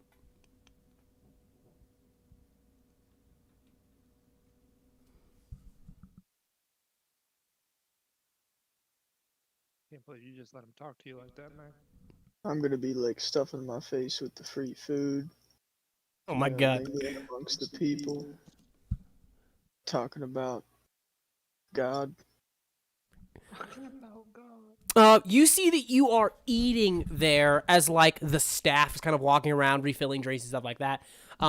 You see that like some of the mouse maid staff are here. They're like John Sprout, who's like the gardener, here along with two of the kitchen staff. So there's like they are dressed more commonly, but still on like the upper end, I guess, because they're the ones that are in like the face of all of this high society. They're not dressed in like uniform. They're just like out, kind of like walking around and enjoying the stuff. Like the two mouse maids that are like in here like working, that are probably back in the kitchen usually, you see are like Maggie Banks and like the otter cook, who's like much bigger than everybody else is, just stirring some like big stuff for dinner, like comes around. You see that they walk past you and they go, "Oh, bless you, sir. We have some carrots, lovely. Like, would you fancy a bit of stew?" And sort of like offering you some of the stew that Ollie is making up. Hell yeah. Hell yeah. You see that they start to fetch you like a bowl of stew, which is like not one of the items that was put out for. This seems to be like some sort of, not like a staff dinner, but a staff dinner. It's not one of the stuff that was put out as part of the spread. Edgar and Jeeves, you two come up from the stairs as you see Mr. Guilfoyle walks in. The head butler. Hold on. I thought we were going outside to look for this. You are, but you'd have to go out. Like, if you both went into the cellar and disappeared, you probably think that'd be a little bit suspicious, as opposed to just like walking out of the door, or walking out one of the various side doors that are in the house. If you just leave the back, for starters, they're going to be down a butler, which is already sus. And if anybody catches you skulking outside from creeping out from the back way, it might raise some alarms. You're welcome to. I'm just letting you know the risks. I would do that. All right. No, let's continue it to how you were. Okay. Yeah, so you guys come up. You see Mr. Guilfoyle walks in. He goes, "Everyone, attention. We are less than 30 minutes away from dinner being served. I'd like everyone to be at attention. Please, service will commence precisely at 6 o'clock. 6 o'clock on the dot. I would ask that all of you be ready." And you see that Mr. Guilfoyle looks up and he says, and Mr. Jeeves, you'll kindly keep your, or he says, he says, "Mr. Undergrove, you'll kindly keep yourself to the servants' quarters only while you are in the state of exterior dress. You understand, yes?" Sir. He goes, "Good." You see that Mr. Guilfoyle leaves, and you guys, you head off for your investigation. Can the two of you give me a perception check real quick? You guys go one way, he goes the other way. Me? No. Me? Okay. Yeah, Jeeves and Undergrove. Edgar and Is that Godfrey, perception? sorry. Edgar and Godfrey, yeah, go ahead and give me a perception. Jeez, you gotta start doing me things that I'm actually fucking good at. So so all I'll say is this, you guys hear him open and close the door of one of those super, super old, like, elevators. But you don't see it necessarily, as you both head off. And you see, as he walks out, Mr. Harding, who is the personal valet of Squire Badger, comes in, looks over at you, Edgar, and he goes, "Mr. Undergrove, there's some business to attend to after dinner, once dinner is served. If you would do me the kindness." Of course. He goes, "I shall meet you in the landing of the second floor at perhaps past 7. See that you bring a pair of work gloves. You know," and he says, "See that you bring a pair of work gloves, pip, and such." Heard and heard. Yeah, Mr. Harding's big ass turtle guy, giant shell, like full suit, giant turtle shell on the back. He turns around and leaves. Awesome. You're being fed by some of the mice, Jack West. You see that Jeremy approaches you. You see that he goes, "Ah, Detective West. I must say I am a bit of a fan. I know my father's a fan of yours, but I too have followed your endeavors across the lands of England with the cotton-bottomed caper." He goes, "It is a pleasure to meet you." Thank you kindly. It's nice to meet you too. He goes, "Oh, please, there's no need to be so formal. You may call me Jez." He goes, Can I get you a drink, Mr. West? I've heard of the American Constitution, but I'm eager to put it to the test." Sure. Am I correct to assume that you would like a glass of wine or perhaps something stronger? Got any whiskey? He goes, "For you," he goes, we expected an American and we've prepared for the best. Hope for the worst, but prepare for the best. And you see that he heads over to the little bar, and you see that the guy grabs gets a whole bottle of whiskey from the bartender, and they start to pour drinks, and he goes, "Oh, go ahead." He goes, "Please don't mind me." He goes, "Please help yourself to the bottle." The two of you begin to drink, and you hear that he goes,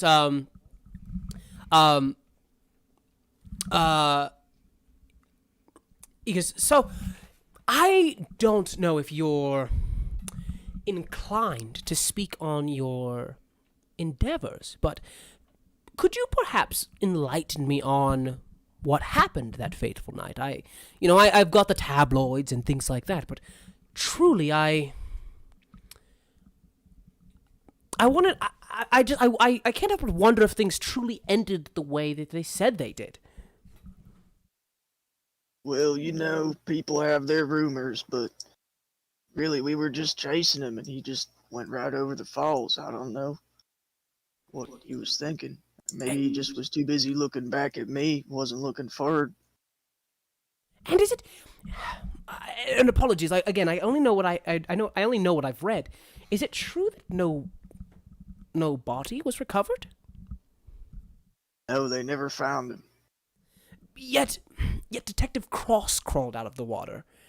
You don't find that a bit suspect, for lack of a better word? Yeah, that is true. I can't help but wonder, perhaps that's the young detective in me, or the being in the face of a celebrity, but I can't help but wonder what the truth of Reichenbunny Falls was.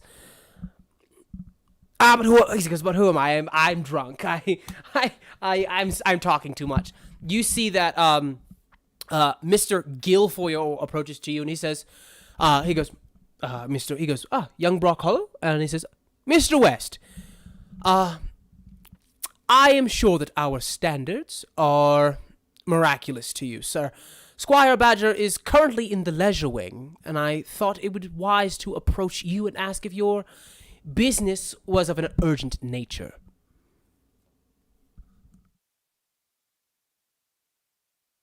He's talking to you, yeah. No, it's not urgent. I thought I just came for a party. Ah, good. It seems I am in the right. He goes, the Master Brock Hollow would like to see you in the leisure wing if you are free for a chat. You just gotta tell me what a leisure wing is. We He don't goes- have those from where I'm from. You see, he goes, yes, apologies. That's a living room? He goes, it would be one of the many private quarters of Master Brock Hollow. He goes, I'd be more than bedroom. willing to take you. Yeah, that's fine. A little weird, but that's fine. He goes, right away. He goes, very well, right away. He goes, right away, Mr. West. He goes, right this way. And you see that Mr. Guilfoyle leads you up the stairs, and you enter a new wing of the house. You enter the leisure wing of the house, or as they would say, the leisure wing. And there's a room with this large wrought claw-footed billiards table, green felt card table, grand piano over in the corner of the room, and you, burping. You walk in, you see that Squire Badger is here with Colonel Hawkins, and over in the corner is his valet, the valet, Mr. Harding, who we mentioned before, the giant turtle man. Giant sort of turtle figure. So you see that you walk into the room, and Mr. Guilfoyle goes, Your Lordship, he goes, Detective James West of America. And Squire Brock Hollow looks over and he goes, Mr. West, it's good to see you, my friend. How fares our business endeavors in the colonies? Oh, same old, same old. You see that he goes, very good, very good. He goes, please, Mr. Guilfoyle, leave us to our devices. And he goes, right, sir. You see that he bows out by closing both of the doors behind him. So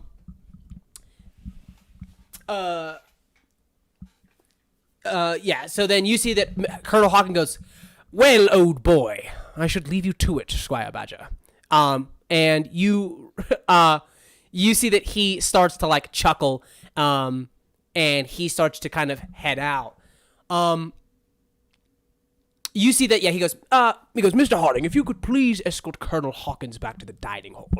You see that Harding goes, and it's just you and Squire Badger here in the here, and Mr. Harding walks out after, and the two of you are left. He goes, Mr. West, I am unsure of what your drink of preference is. Could I offer you something to wet your whistle?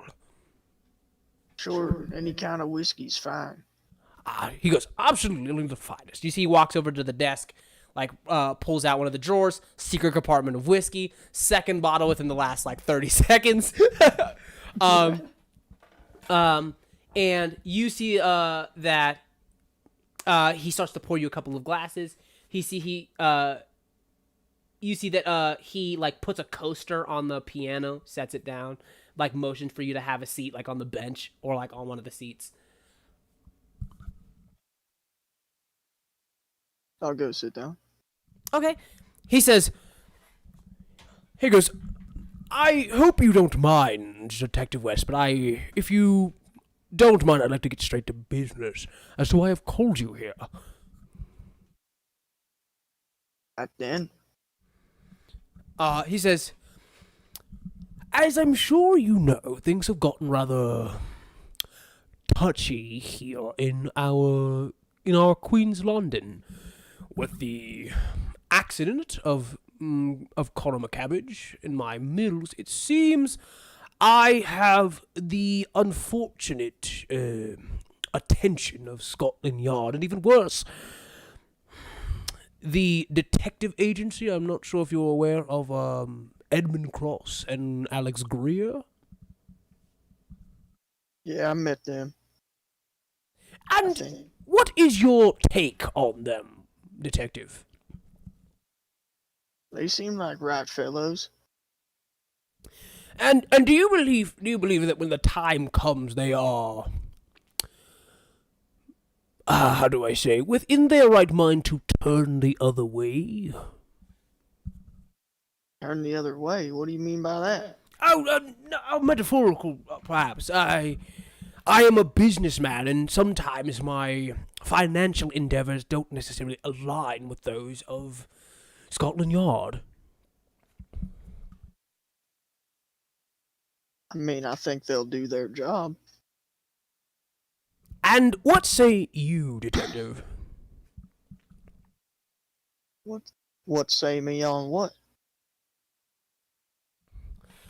Let's say, as a businessman, I was interested in expanding out towards the Americas.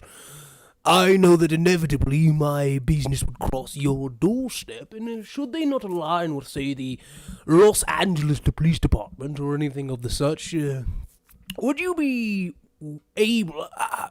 Forgive me, I am unknowing of American tradition. So, what is the protocol when it would come to, say, allowing things perhaps without the proper permits or things like that to fluster?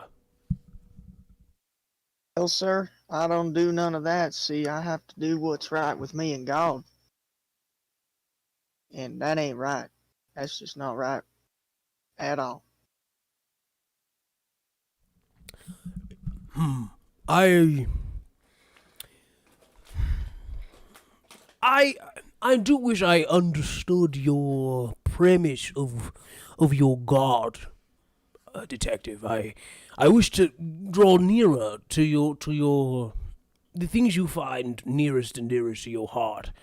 I am in consideration of making a considerable donation to your department, or perhaps a personal fund of yours, if you'd be willing to help an old Brit, an old Englishman, extend his business into the Americas, of course, by with passing some of the various loopholes and things. You can make all the donations you want, and you can expand as much as you want as long as it's within the confines of the law. Ooh, baby. This is going to sound strange. Can you give me either an intimidation or a persuasion check, please?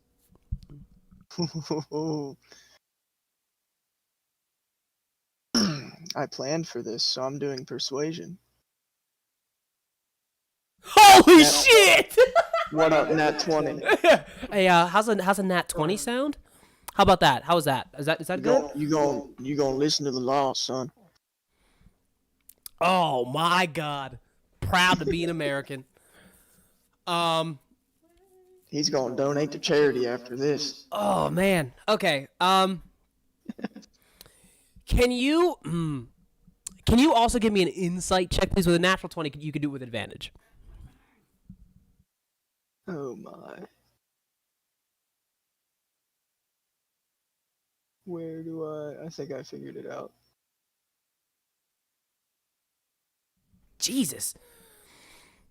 You see, as you say that, you see, like, as if, like, he clearly meant for this conversation to go a different way. Yeah. You see, like, almost like a blood vessel fully pop in his eyes. Like, something snaps in him, and he goes, then am I to, surmise, detective, that you will not be playing ball, how they say in the Americas?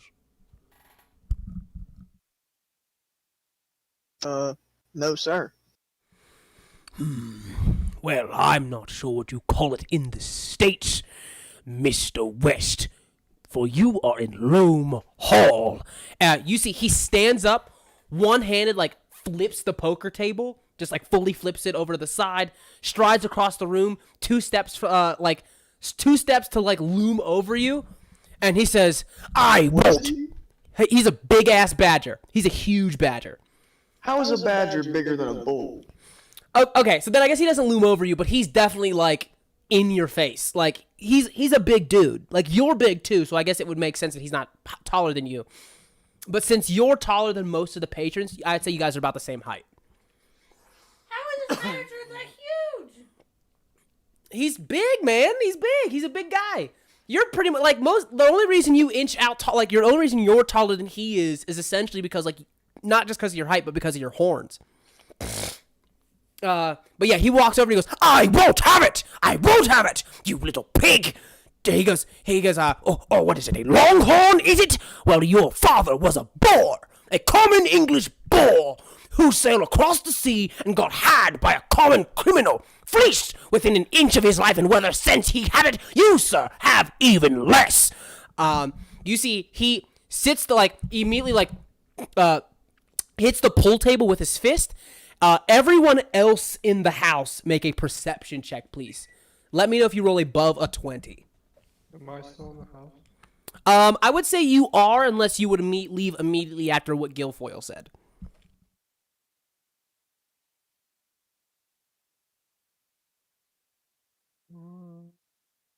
Let me do. What is it? Perception. Oh, just a perception check. He called your daddy a pig. Yeah, he did. Nobody over 20. Oh man, that voice is brutal. Yeah. So none of you hear what's going on. You see that he's he's in your face, and he goes, you don't play ball. He goes, and all I can surmise that you will drag my good name. All of this, nothing lives but legacy, you stupid pig. I'll tell you this, I would do anything to protect my reputation, and I'm tired of being pushed around. And he shoves you, like fully shoves you. He like fully just pushes you straight back. It's like it's an attack, but it's not like a damage dealing attack, but he fully knocks you prone to the ground, just stands there breathing, and he goes, I won't have it anymore. I won't have it. And he just walks. He looks, and immediately you can tell that the bloodshot fades from his eyes. Give me another insight check, please. I always lose that one. There it is. Oh, that is plenty. You see that the rage subsides. You see a deeply, and I'm going to use a very certain word here, okay? And I want you to use this in your deductions later. You see a deeply haunted man. Like, all of the strength and fury goes out of him, and he flees. Shamefaced from the prone guest in his home, slams the door behind him, and he leaves. This is Squire Brockhollow. This is like the guy who invited you to the party.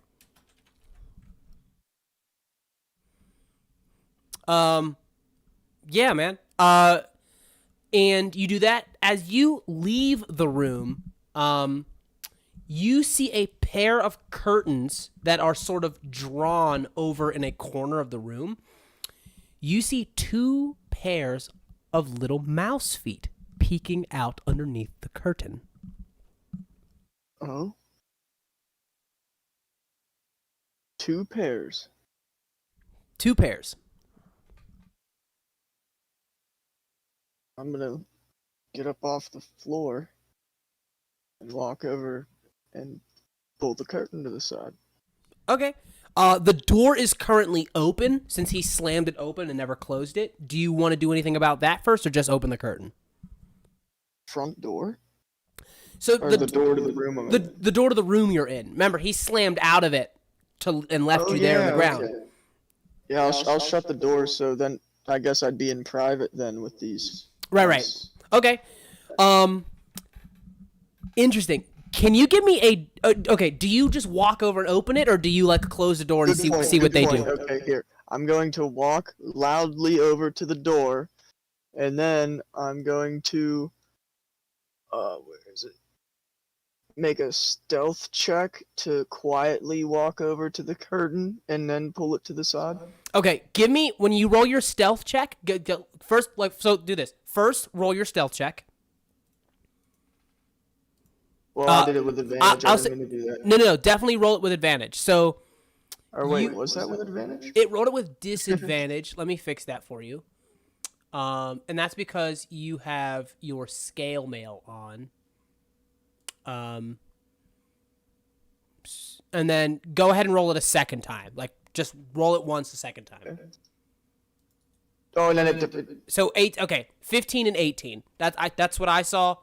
We'll take the 18 plus 0. Now that you've done that, go ahead and give me a deception check with advantage.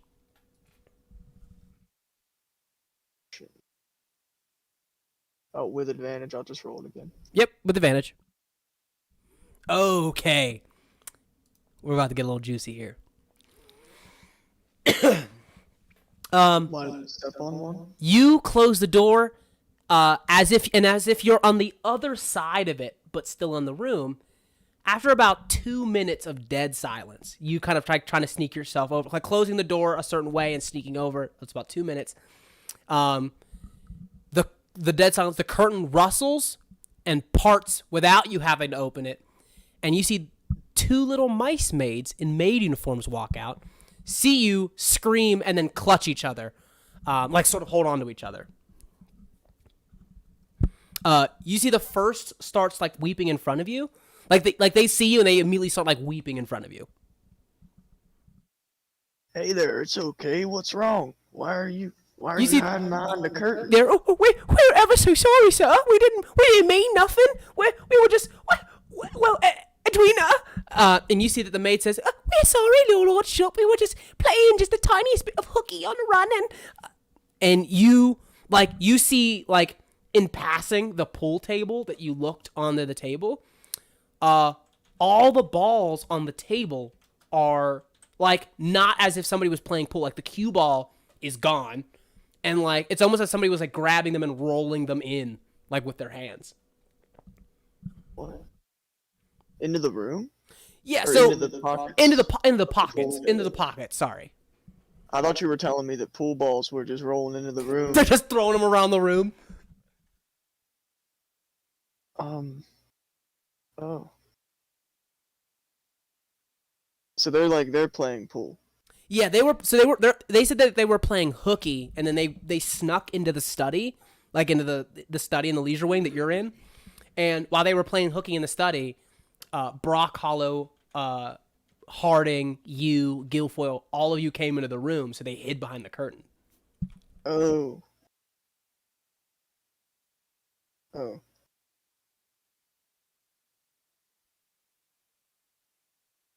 Well,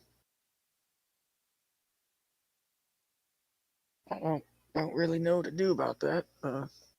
Guess I'm just gonna go, and I just turn around and leave. You see that they go. Oh, Carolyn, we didn't say nothing, did we? And you see the other one go, "Oh, we would have seen if where would we have seen anything? Because we certainly wouldn't have been playing hooky." As you leave, and they both smile at you, curtsy, and one of them like quickly sweeps the billiard balls back, like all the rest of the billiard balls like back into the pockets, rush up out of the room. Just two blind mice as they as they head out. So we return downstairs. We never did our seance in the seance room. Alex, you're in the seance room with Lucretia. I was supposed to be in the seance room too. I'll say that you were headed there, and then you were pulled aside by Jeremy when Brockhollow did his speech, and then you ended up going upstairs. If you're cool with that, unfortunately. Yeah, I think that you see that Lucretia goes, yes, a seance after dinner, maybe just a little bit more seance closer to the witching hour. She goes, but I'd love to show you the seance room. And she takes you to the seance room. She brings you to this wild looking room, with a skull, a pentagram on it, a crystal ball, and scarves and tarot cards. It's just a hodgepodge of occult shit in here. Purple drapes everywhere. It's all purple with gilded stuff. And she goes, well, as you can see, here I have collected much of the occult and various curios and artifacts in my cabinet of wonders, you understand, of course. I am descended from Atlanteans, and so carry the blood of lost Atlantis in my veins. Whereas my brother is descended from Spartans and carries their heritage in his.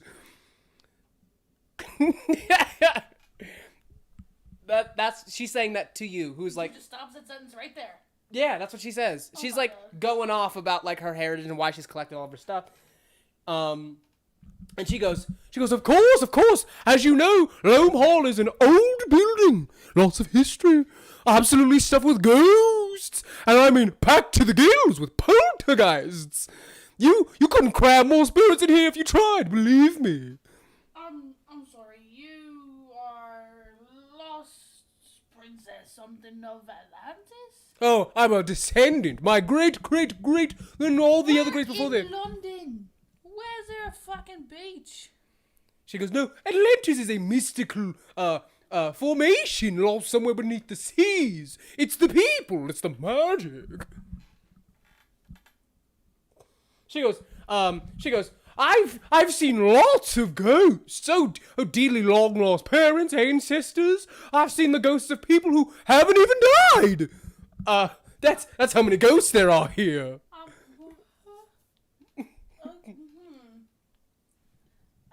Is anyone else in the room with me? No, it's just you and Lucretia. Great. Do tell me what is more.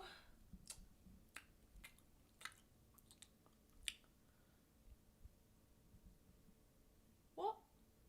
You said, what is more? And then They're drunk. Oh. Off their ass. She says, oh, I understand completely. A less powerful medium than I would have waited until death to speak to someone's spirit. But I have been cursed and blessed both with the gift of sight. You know, people can call me an eccentric, but I think that of myself as just someone attuned to the vibrations of the planes beyond. So what do you see right now, huh? She goes, ghosts. She goes, let's talk about it. I see many ghosts. Where? You see that she goes, oh, well, you're being touched by a ghost at this very moment. They're trying to speak to you. Quickly, grab this crystal ball. And she pushes the crystal ball over to you. Her hands are on it, and she's put your hands on it. Yeah, I definitely do it. You grab the crystal ball, and she says, this was discovered in the perfect form by ancient yogis of the Persian Empire, who were themselves druids of and also some shamans. They are everything all at once. And she goes, yes, everything is always real. Now, you touch the crystal ball, And she goes, "Oh, the ghosts are speaking through me. They're telling me, Alex, you knew there was a man. There was a tall man in your life. Someone you knew or maybe know still. Is that right?" Oh my god. She goes, "No, it's very specific. You knew and still, or perhaps still know this man. This is the insight of the spirits."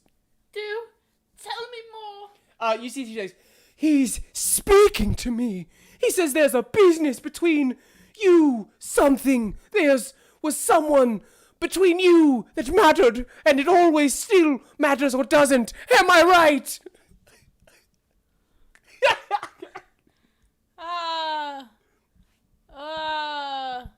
Go on. Well, he says that the future doors, that future doom approaches the doors. Something bad will happen in the future, but then perhaps you will do something to stop that bad thing or a different bad thing from happening. Am I getting close, Alex? So close. Another one in the corner pocket from like Lucretia. I've done it again! I've done it again! You see that she's like going, she like jerks violently. She's like, I've come back. Look, Lucretia, if you can see all this stuff, can you tell me where that so-called best friend, lousy motherfucker is tonight? She goes, my powers allow me only to speak in the realm of the spirits.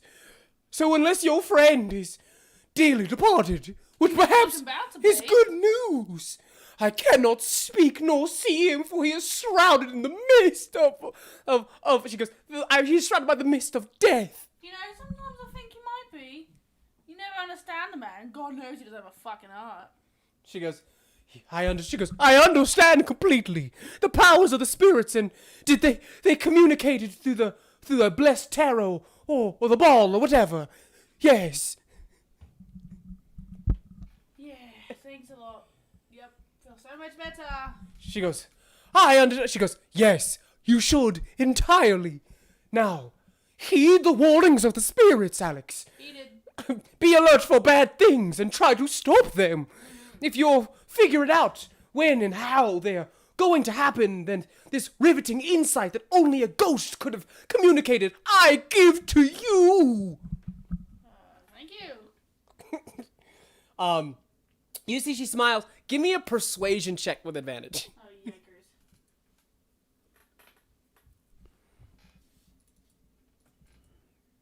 Yikes. Oh God.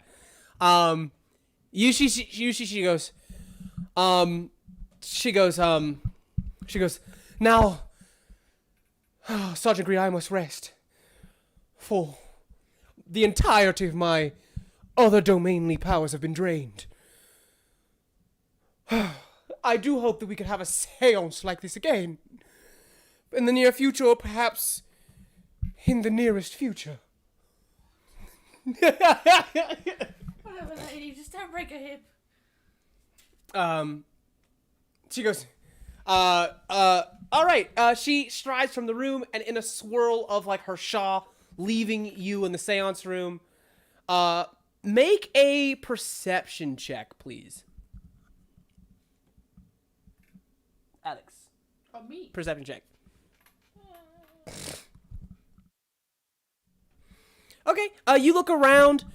There's like all this fake shit here. If it wasn't clear, all this shit is like fake. Like bizarrely, I think that like you noticed that like clearly this room was like retrofitted by Lucretia. Like this house like generations, this place has like, the only thing in Lucretia's lifetime, like just this room, so you're just noticing like the parts of the room that are older. One of the things you notice here is that like there's an enormous painting of a medieval kind of like Henry the like 8th style badger, a former like Lord of Loam Hall that dominates the space.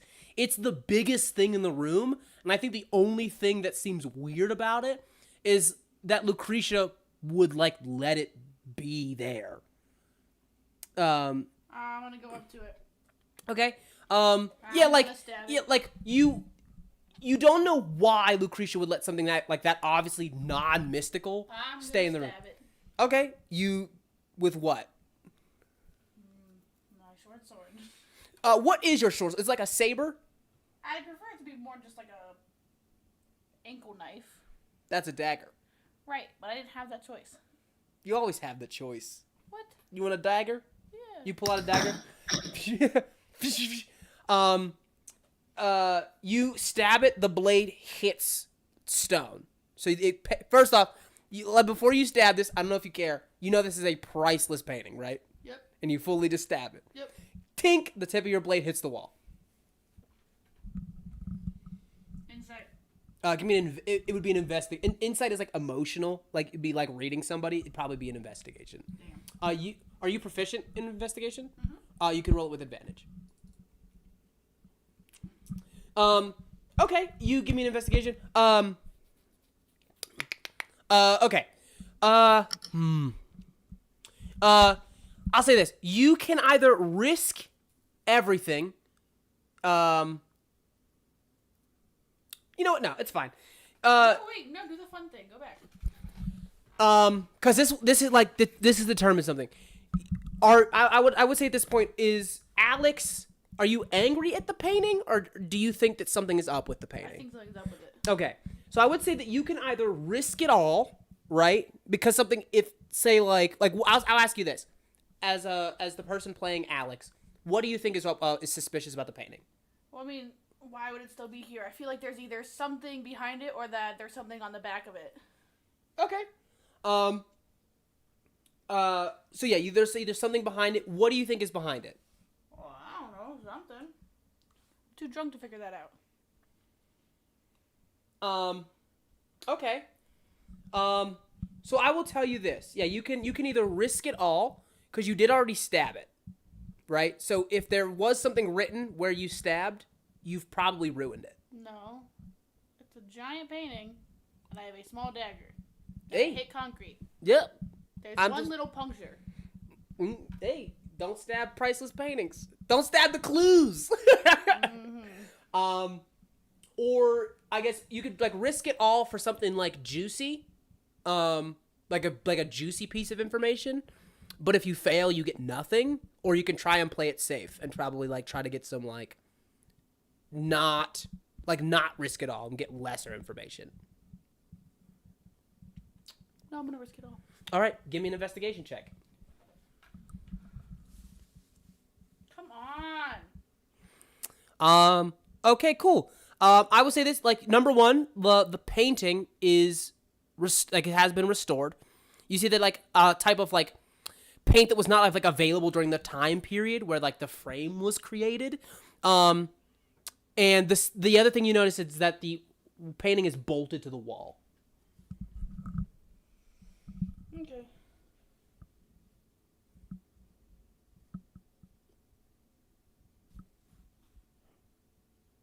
Anything else? Or is that it? You said I can't do anything else. Okay. Well, I was saying that, like, you don't get anything, like, super, super juicy out of it. But, like, if you want to push it further, you can. Oh, I can? Yeah. For sure. Pull that shit off the wall. It's bolted to the wall. I got Tinker's tools. Give me a strength check. I said I got Tinker's tools. I can't unscrew it. It's bolted. It's not screwed into the wall. It's bolted into the wall. I don't have a wrench. No! Why not? For You starters. don't have access to the nuts on the other side. Yeah. I don't even know what that means. So you. There's bolted another it- side to the wall. Yeah. You'd have to unscrew it from the other side of the wall if you wanted to unscrew it. So it doesn't matter if you have a wrench or not. You don't have access to the nut on the back, like the bolt on the back. I'm gonna lightly push on the painting, feeling to see if there's any hollow part behind it. Well, you put your finger through the hole that you made with a knife, and you feel concrete behind it. Okay. Move to the left. Do it again. Concrete. And again. What are you pushing? Just touching. The whole painting. You find, as you touch around, go ahead and give me one last investigation check. 15. You are touching around. You end up crawling up near the face of like the Henry VIII, and you find 2 hollow spots on the eyes. Cut him out. Okay, you cut them out. It is a sliding door, like a small sliding slot behind the door. First off, the painting behind the eyes is like a mesh, almost like a one-way mirror kind of mesh. So like you can see out from one end, but it's completely opaque from the other side. And there's like a sliding door as if somebody was sliding open and peeking through the eyes. Creepy. Can I open it from the outside? No.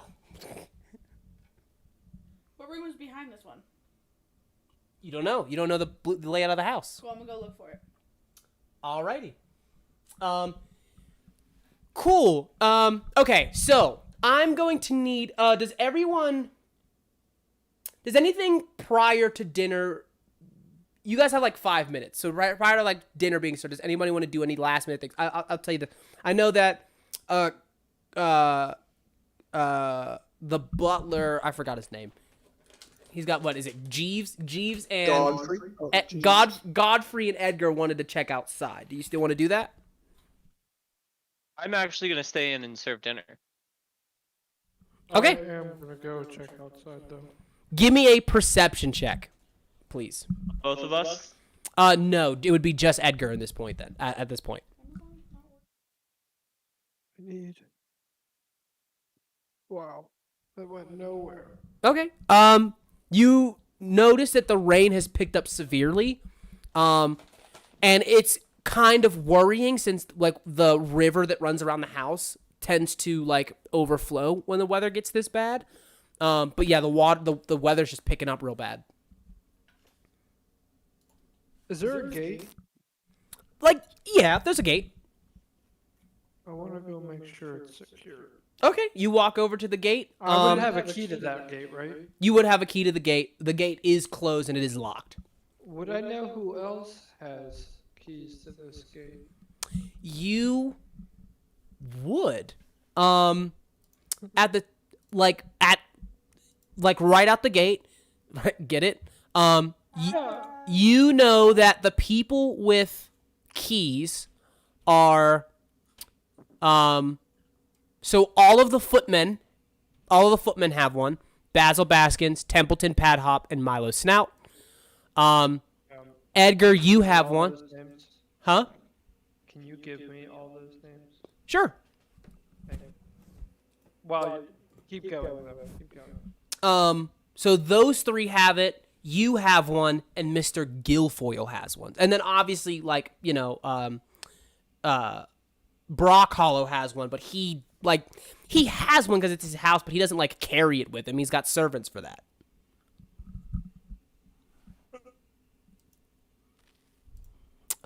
So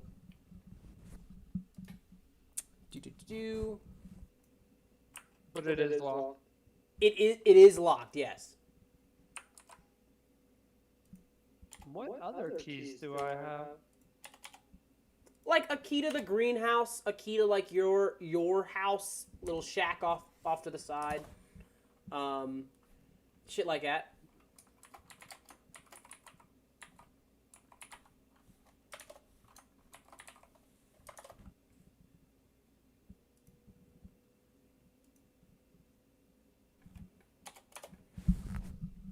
All right, there's that. Okay, so yeah, after I make sure I do that, then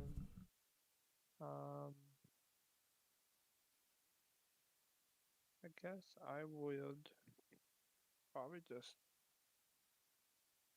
That's not what I wanted to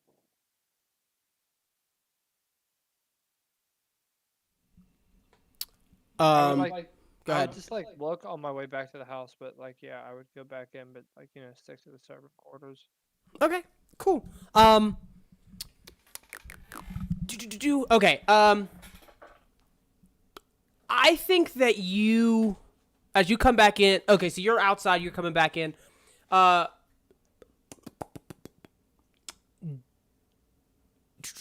do I want to make this check? Godfrey, make me a perception check, please.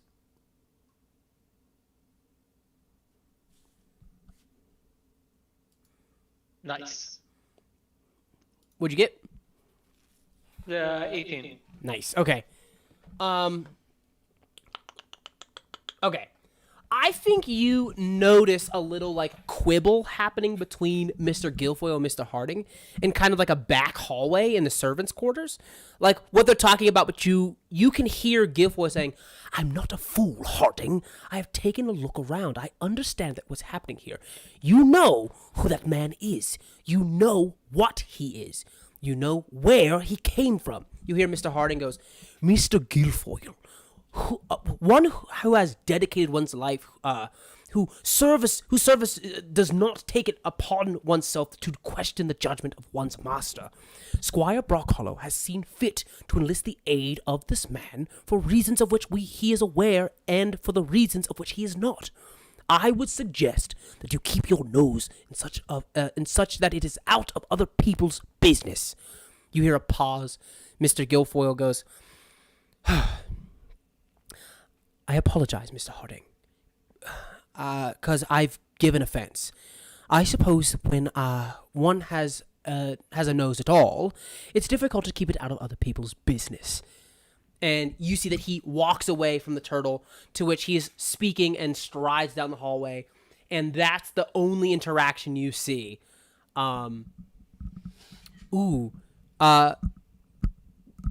Yeah. Give me an insight check if you'd be so kind. Can I use detect thoughts instead? You can.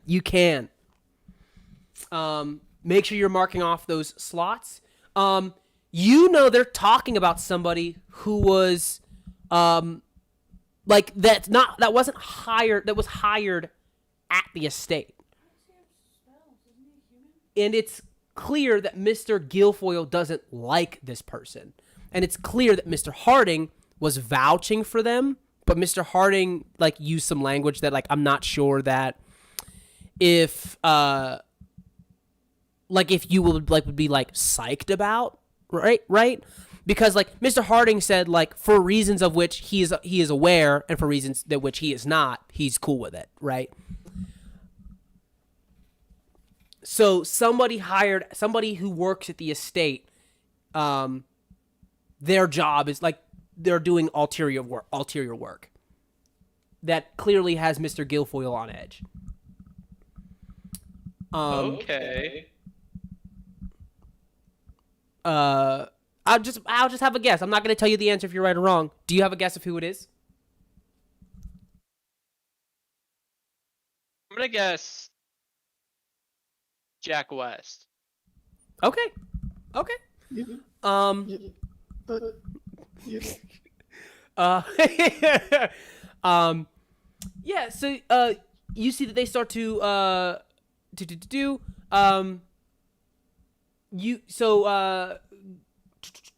Edgar, you coming Said back. he was doing something on edge about someone doing what? Hey, Something on my side? so basically, Squire Brockhollow has hired someone at the estate for some job.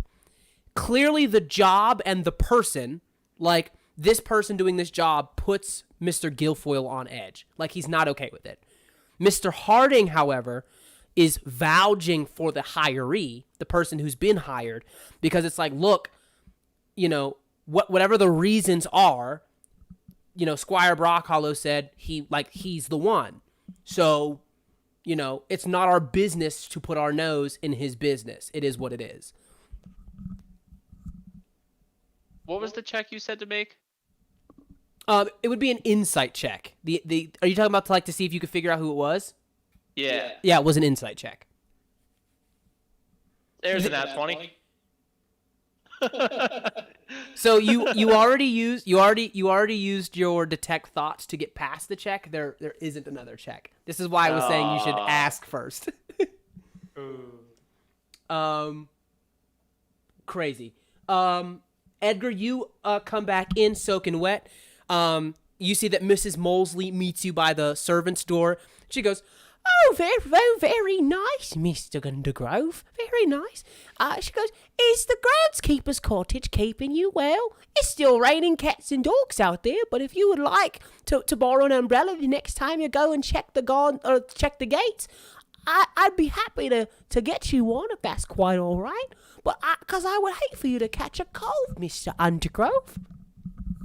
That won't be necessary, ma'am, but I do oblige.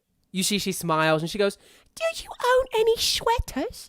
I see you wearing the same coat every day, but only out in the countryside. A nice sweater could do you good. I haven't knitted a sweater in quite some time, but I could be happy to knit you one, my friend. With this thick scruff, I don't really need a sweater. You know. You see that, like, giant gorilla, tiny mole, like, pats you on the arm. She goes, Mr. Undergrove, I've been here for Loam Hall longer than any other beast, and that's a fact. I was a nanny when I was a young maid to the little baby Brock Hollow Lord William, and I know this place like the back of me hand, I do.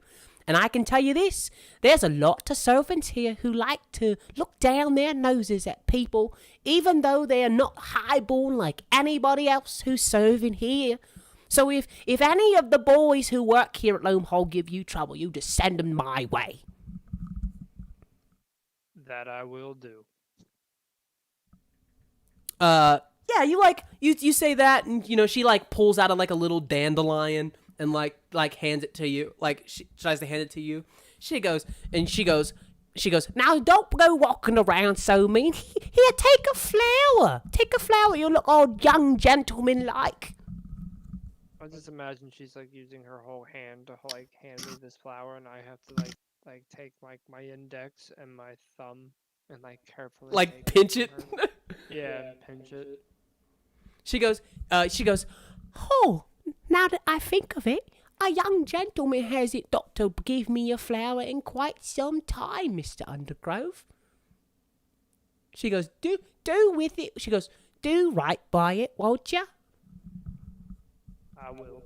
And I'll like put it in like my little like pocket on my front pocket on the jacket she just talked shit on. Yeah, you do that, and she goes to get you like an umbrella, and then you remember that like you're supposed to be meeting Mr. Harding after dinner, so you probably shouldn't go back to the groundskeeper's cottage yet. We cut to the dinner table. A couple of people at this dinner table have been like rocked recently. The only person who's come out ahead in this kind of social interaction, I would say, is probably Edgar. Like, like for the most part, I feel like, Alex had to get their like fucking ears blasted off by Lucretia. West, Jack West was trying to get extorted or bribed, I guess. Clearly, with in the case of Inspector Duncan, he's got eyes on him, like they're watching you and making sure that you can't like investigate further on your hunch. And Jeeves, you are, I would say you probably got ahead a little bit as well, getting your ear on some juicy information. How's everybody looking at this table right now? At this dinner table? Alex is already slugging. Like, trying to sit at the table correctly, grabbing at the food with their hands. Fuck a fork. Fuck a fork. They are currently a mess. Very angrily a mess. Okay. How about everybody else? What's everybody else look like? About the same. Pretty frustrated. Probably not making too much talk with anyone and just forcing food. Heard. How about you, Max? How you feeling?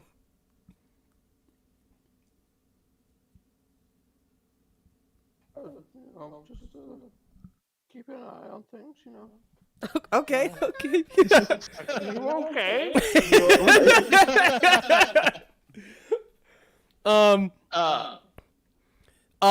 You all like strangely, not at all by terms of storytelling, find that you guys are like down near the end of the table from Squire Badger.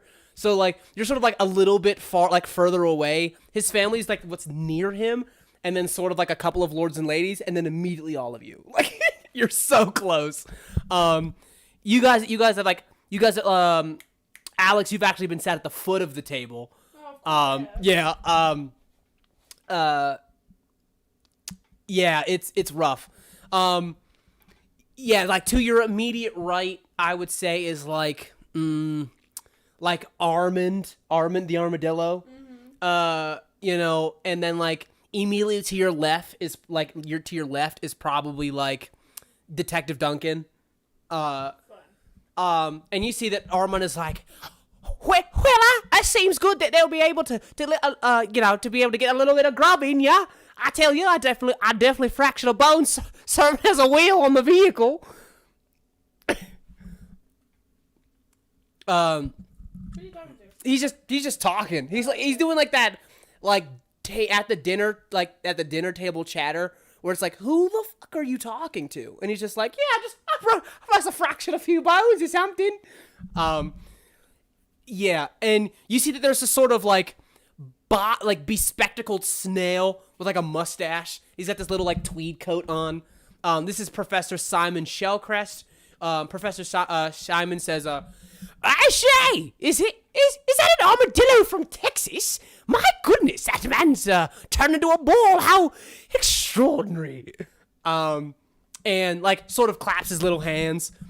Dinner commences. Constance stands up to a certain point. She goes, Snails don't have hands. is that like, it's almost like, you know, like that, the outer layer that's like a rib, you know, of a snail's body? Because there's a point where it kind of goes down like a rim. It's almost like they are standing on like two ridges, like two raised ridges. They're like clapping together. Yeah, but so you see that Constance stands up. She raises the glass. She goes, generosity, kindness, and nobility of spirit. We have not always seen eye to eye politically or otherwise, Father, but I love you, and I wish you a happy birthday. To a brighter future. Raises a glass, and you hear like, hear, hear. Everybody drinks. You watch. Alex, can Alex put it down? Am I there? Yeah, you're at the table. Can I put what down? What do you mean? Your drink. So she does like a toast, and she says her toast, and she goes, here, here, and everybody goes, here, here. I was saying that like, Can I do a check on her? sure. What do you want to do? What do you want to do? I want to see if I can tell what she's on the surface when she's making this toast to her father. Okay, give me an insight check. And it is advantage or no? I would actually say it's a disadvantage since you're sloshed. Oh, it doesn't matter because it's not gonna get worse. I got a 9. It can be a nat 1. Or it can always be worse. Oh, woof. Oh wow. You're the one who said you got drunk. She seems to, I'll tell you what, even with a 13, while you can't gauge exactly what it is, she seems, it seems like she could be happier. I know that's like a little vague, but it seems like she wants to be happier, but when she says that, she's definitely like putting on a smile. So she's definitely like, something's definitely wrong, but it's like, clearly it's not that bad. If she, 13, I can't tell. correct, right. That's what I'm saying. It's a little vague. Okay. Yeah, she sits down. Her husband smiles past her Dr. Magpie, and like dinner commences. You know, I would say this. How does West look like after the toast, sharing the table with like Squire Brock Hollow? Probably calmed down a little bit by now. Okay. You see that like Lucretia's off on the side yelling about like fairies and shit. Yeah, you guys are down there hanging out and stuff. How is Edmund, what is your name? Godfrey? No. Yeah, Who? Edgar Godfrey. No, Godfrey. Godfrey is me. Yes, Jesus, are you having a stroke? No, Edgar and Godfrey, two separate people. Well, you weren't pausing at all. You guys are kind of having your little like servants dinner that like was prepared, that big old like carrot soup, like carrot stew. I'm sure that Inspector West, do you want to make, or not West, Inspector Duncan, do you want to make any checks at the table, or are you satisfied at the current situation?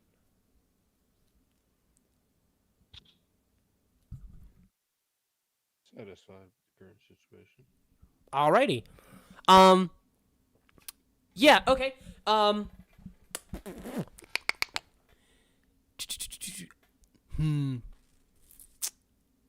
How do I'm trying to think of how I want to turn this up. With the volume. Ooh, got him. Okay. Okay, dinner is served. A lovingly feast as dinner, concludes. You see Constance walks away with Squire Badger, walking to sort of like a private study in the entrance wing. You see that Mr. Harding comes over to you. Who do I want to say? I'll say to you, Inspector Duncan. And Duncan goes, "This is a legal advisement prepared by Squire Brockhollow. If you'd be so kind as to read it. There's some privacy down the hall if you wish to read it in peace, Mr. Duncan."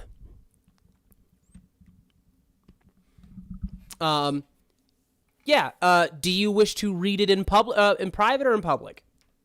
Private. Okay. You head down the hall. I'm gonna need everyone here. Whoa. I'm gonna need everybody here to tell me where they go immediately following dinner. Okay. I finished looking for that room behind the room. That was Bathroom. Bathroom. I'm gonna look for Guilfoyle. Everybody goes outside. I leave. Step outside, pack up my pipe. So you go back to the seance room? No, I'm looking for the Meet room up with that behind cool that room. cousin. Okay. That's behind the paper. Right. Give me a investigation check. That cool cousin. You're just going to the bathroom?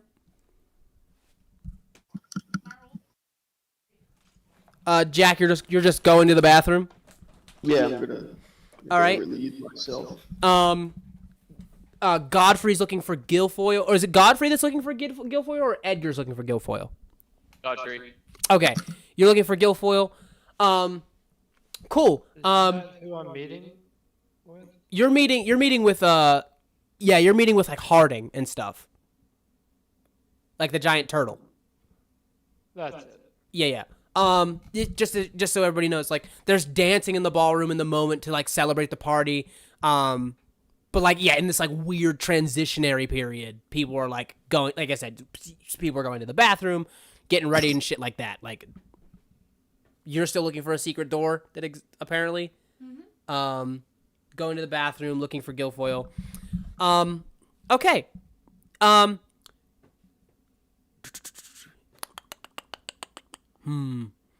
Mystery. Okay. You see that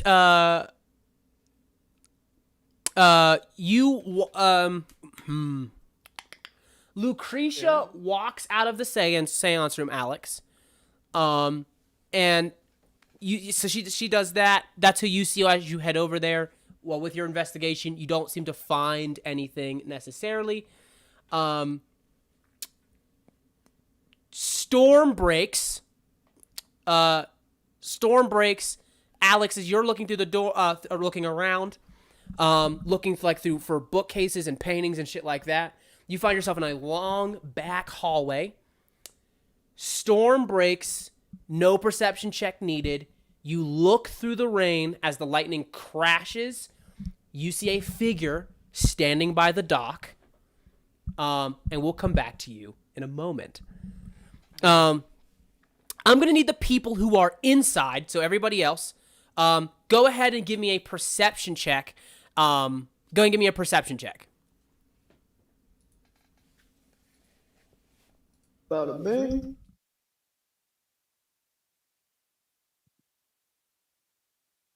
Those are some pretty good rolls. 10. I'll take it. Okay. Bam. Okay.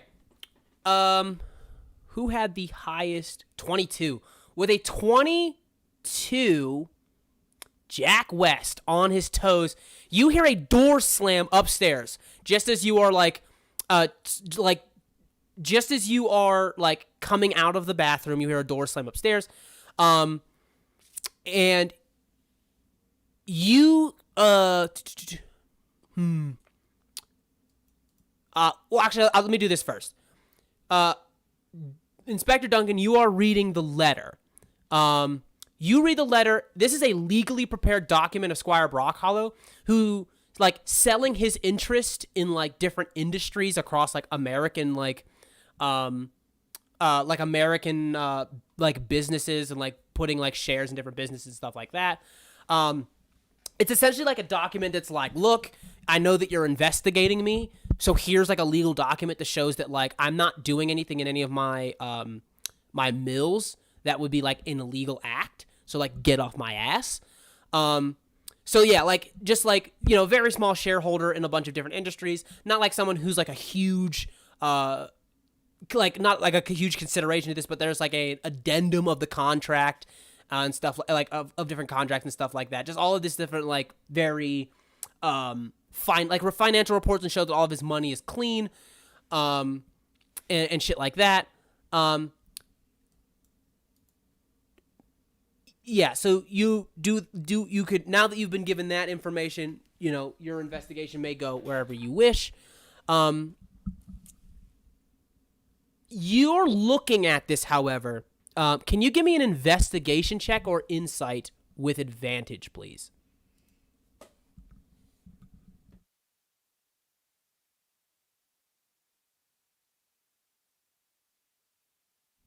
It's a good roll. You're looking at this document. You recognize the following things. For starters, Brockhollow has fucking lost it. Like, something's going on in his life, and there's no way he's doing this in a way that's gonna, like, make him more money. Like, that's one.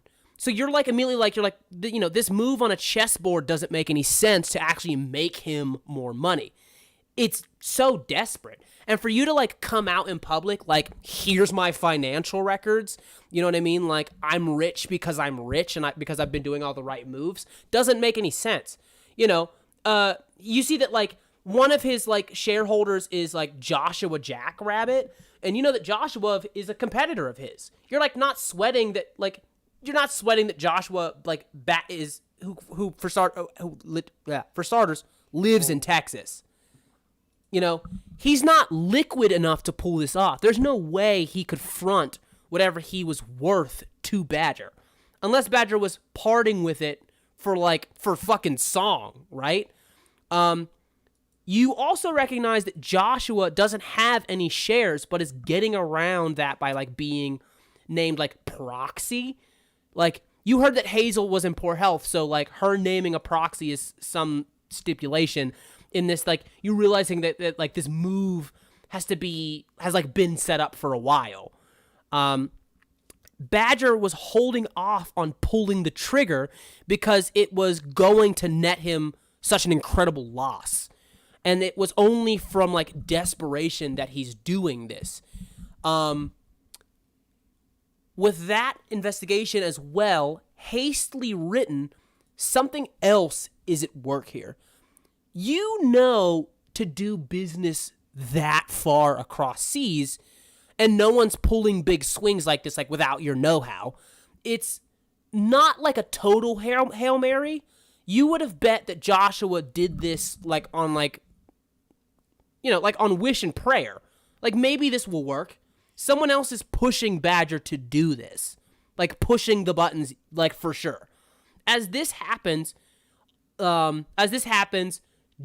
West, you hear a slam, since you got the highest perception. You also hear a voice of Constance Brockhollow. And I said before, the study on the edge, like, where this is actually happening is, like, the room upstairs. You hear the voice through the air vents, and she goes, "Father, you are possessed! You're a madman! This will never work! You speak of this to me never again! Boom! Slam. And everyone else just hears, like, everyone else just hears, like, the slam. Constance at the top of the staircase. As you guys move from the private area, you see Squire Badger moving along, looking very, very upset. And you see Miss Molesley appears and says, Squire, my lord! And he says, what is it? And you see Mrs. Molesley, and she sort of, like, comes back, and she goes, Squire Badger, you haven't eaten, sorry, that's the wrong character, rip. She goes, Squire Badger, you haven't eaten anything, any of your food. I was clearing your plate, sir. And you see like this little like interaction between like a woman who was once this dude's nanny and like when he was a baby, and he goes, I don't have any time. Here, come with me.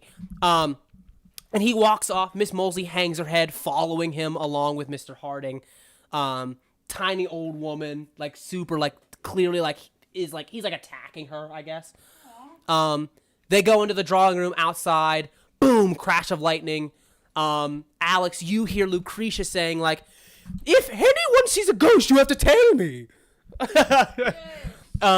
Standing on the deck, standing on the dock, pale white, taking off his hood, 2 long ears stretch, and Fletcher Cottonbottom looks up at you from the dock.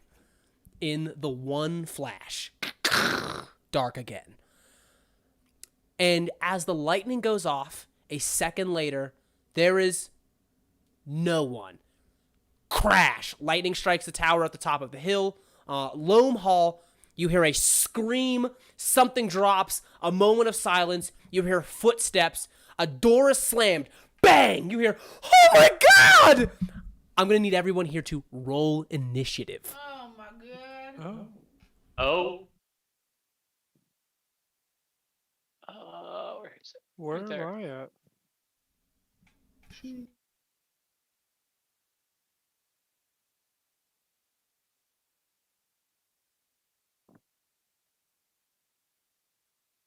That's not it. Oh, real quick, let me before those of you who have already rolled, keep your numbers. Yeah. Who did better? Those were 2 decent rolls in a row there. Jeebs, what'd you get? 12. Duncan, what'd you get?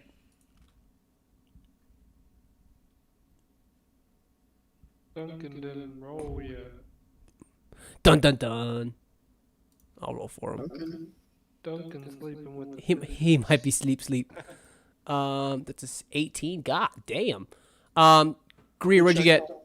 He didn't seem so good. What? Oh, you didn't roll. Yes, I did. I rolled. I got 17. I got 14. It's right there. It's the first one. Oh.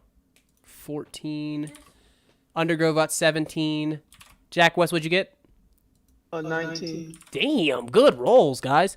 Okay, West, you are the first to act. You remember, you've just come out of the bathroom. You're below the underneath the staircases, essentially. You're the first to act. What do you want to do? Me? Yep. I'm confused. I'm not entirely sure what just happened. Like why we're in initiative. Okay, you heard the door slam. You heard Constance walk out probably like 3 minutes before a scream and a loud crash and everything like that. You've like just came out of the bathroom and then like you heard Constance through the vent, and then again then all of that stuff happened, and now you heard somebody scream, oh my god. I'm gonna head towards that voice. Alrighty. Okay. Yeah. Just so we're clear. Just because we've rolled initiative doesn't mean like that we're necessarily fighting people right now. Like we're not fighting. You're still welcome to do whatever your character would do. It's just like this is a moment of crisis. So you've heard a scream and footsteps are coming from like the drawing room, stuff like that. So it's like these are like very like precise moves so we can keep track of where everyone is. So you head over. You rush down. You get to the over past the staircase. You see that some people are coming out of the ballroom. You are alone on the staircase and call out. Like, what do you say to everyone as like they start rushing to the ballroom like after you? They're running towards me. So you come out of the bathroom and you hear it, and people have started to funnel their way, like they're running with you towards the ball, like towards the drawing room. But like I was wondering if like as a detective or something you wanted to say anything to maybe calm them down because they're all sprinting over there in a panic. Hey, stay calm. Stay calm. Just we're gonna figure out what's going on out here. All right, are you leading them to the drawing room where the noise came from? Yeah, I'll take up position in front, I guess, and All right, you start to do that. Okay.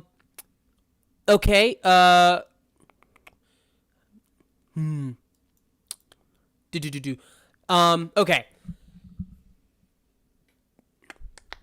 I'm going to go to the next person, which is Inspector Duncan, who is not currently here. Edgar, can you, before you do that, can you make a perception check, please?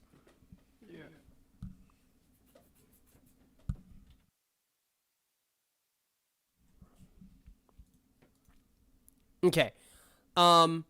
You recognize the voice who screamed, "Oh my God." It is one of the maids. Do I recognize where it came from? It came from the drawing room. Remember, you don't have to go towards it. I'm just letting you know that, like, you recognize the voice and there's been a scream. There's been a scream. Is there a way I can get there through only the servants' quarters? Unfortunately, there isn't. But you also notice that, like, there's a bit of like a roadblock currently. So you could probably like wiggle your way to the front, but you probably won't be able to get very far. What do you mean? Like through all the people? Yeah. So like I guess in D&D terms, it's like difficult terrain. So like it would take up most of your movement to get through them. So by the time gorilla my way over them? Give me a acrobatics check.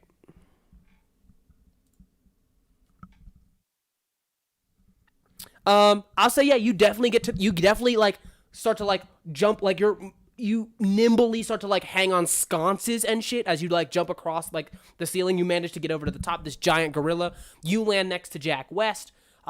Jack West, like this American, detective who sees this creepy looking gorilla, like groundskeeper drops from the ceiling on all fours holding a rusted shovel with a lantern on the end of it. Do you guys want to say anything? Remember, you're kind of like keeping people like calm right now. Do you want to say anything? Like, do you guys say anything to each other? Who might you be? Hmm.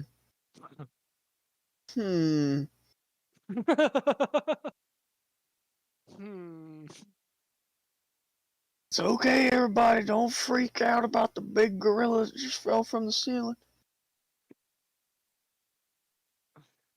Okay. Where did you just come from? That was one of the maids screaming. You tell him that it was one of the maids. Greer, what do you want to do? Is there a window near me? That's what I saw. At the end, it's like at the end of the hallway. It's almost like the hallway looks off Loam Hall, kind of like down to the docks, is where you saw the flash of light and you saw Fletcher Cottonbottom. Cool. Can I run through it? You want to sprint through the window? Possibly. Well, she is drunk. I just want to know Please say this yes. before we continue. Please say. Is your goal to completely trash this dude's house? What floor are you on? She's on they're on the first floor. It's just Oh, like okay. you've already stabbed a priceless painting, a painting that is worth hundreds of thousands of like pounds, and now you want to run through this dude's window After drinking all of his liquor. after drinking all of his liquor. Can I open the window? Gotta go use Sure. the door. It's one of those like latch ones, so you just like open the latch and it opens up like a door. Do I Just see anything fucking- better now?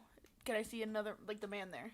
The Probably lightning has coyote. flashed. You saw it clear as day, but when the lightning went away, the figure went away. It literally was like figure, and then when it went away, oh my god, you hear down the hallway as you turn around, look back, there's nothing there. Is there cameras? No. Not in 1890 to All right. 1906. I forgot what year. I forgot. Where How's he gonna know that I broke the damn painting then? He ain't got proof. I'm just letting you know that you did it. Not that like they would know you did it. Just know that like the next time Lucretia goes into her seance room, she's like, "Who stabbed my painting? I ain't gonna say nothing. Who ripped the eyes out of the painting?" It wasn't me. I don't know. Maybe The she did ghost. cameras. The ghost. You can fucking trick her with it. I don't know what I do. What would I do? How many people at this party had swords? With a You got dagger. horn.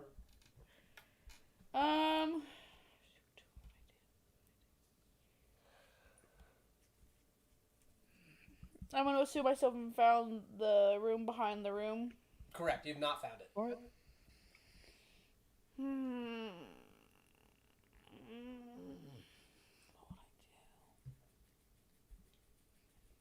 I'm gonna go look for Klondike. What's her name? I assure you, nobody's name is Klondike. What's her I name? was like, Cauliflower. Who? Like which lady? The daughter. Oh, Calico. the daughter. Calico Jack. What's her name? Constance? Constance. Constance. Um, I'm gonna go find her. Okay. You start sprinting through the hallway. You see she's walking down the stairs. She's walking from upstairs. Cool. I'm gonna tell her. Okay. You see that she is about halfway down the stairs, hears the "oh god," and she's like, "What?" and sees a whole bunch of crowd of people starting to run that way. You're hiding behind her, tailing her. Last but not least, Jeeves, what do you want to do? I'm still following Guilfoyle. Okay. You see that Guilfoyle is like he comes out of one of the rooms, sees all the people moving, and he's like, "What is going on?" and starts to follow the crowd. Do you just follow him with the crowd? Yep. Okay. You guys find yourself in this case it is Edgar and it is Jack who have pushed their way to the front of in front of the crowd. They're not guarding it. So you're rushing in. You see that it's Jeremy and Osmond who are at the front, the squire's son and his husband, who are rushing to the next room. The whole manor quickly piles into the dressing room as you run in, Jack, assuming you're the first one who would run in as the cop. You run in with Edgar quickly joining you, who's taking a moment to gather all of the people outside to not rush in all at once. And in the room already is Colonel Hawkins, who has been speaking to Professor Simon Shellcrest, Armin Armadillo, who enter from a separate room, next to the dressing room or to the drawing room. So they were not there they were not there originally, but they are there now. So they're coming out of that room. And the couches, the couches had Lady Tabitha, Lady Calliope, Lady Winifred, all in here together at the door of the study. Waiting outside the door of the study was Ambrose Harding, who was just flung the door open. Again, you guys are passing these various rooms, seeing people all around. Inside, you see inside of the actual drawing room. Now that you're there, you see the following: Mrs. Molesley, her hands covered in blood, kneeling on the ground over the dead body of Squire Badger. Squire Badger is on the ground. The desk, the room is a mess. Objects are scattered all over all over in a pattern that immediately looks like some force scattered it throughout the room. Not looks like somebody just threw it on the ground, but it's all over the room. Lucretia screams and she goes, "A poltergeist!" You look, you see a bloody knife in Squire Badger's hand and an open wound over his heart. Mrs. Molesley turns to you, Edgar, and she goes, there was something wrong. There was a flash and something, and I looked down, and he was digging into his own chest with a knife. He's done it himself. You see immediately everyone else, Lucretia clasps, claps her hands over her mouth. Everyone who looks and goes in, Miss Moles looks and goes, looking at Mrs. Molesley. Mrs. Molesley was the only other person in the room with him, and they all start looking around, and and you see that they look towards you, Jack. Basically, well, Jack and Edgar, but they look towards you specifically, Jack. What do you do? Well, first off,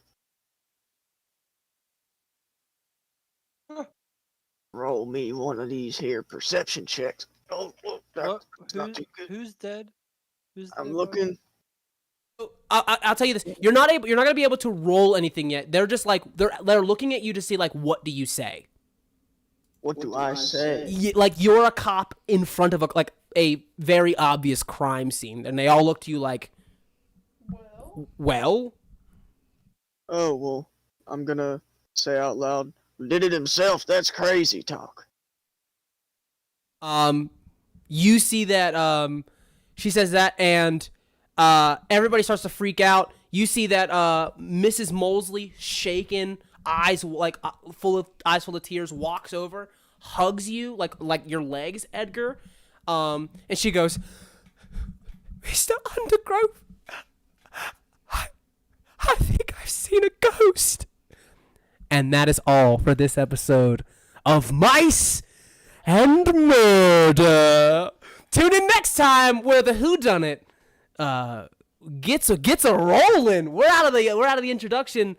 Now we got a case to solve, gals. What do we say? What is it? Who is it? Guys and girls? What's a good sign off? You got a case to solve, Sylvan Sleuths. That's terrible. Gents and gals? I don't know. That's worse. Tune in next time where we try to get some clues, and we try to get ever closer to the true question, who done it? Always remember this has been your adventure guys, and always remember it could always be worse. Tune in next time. We will see you there. Bye.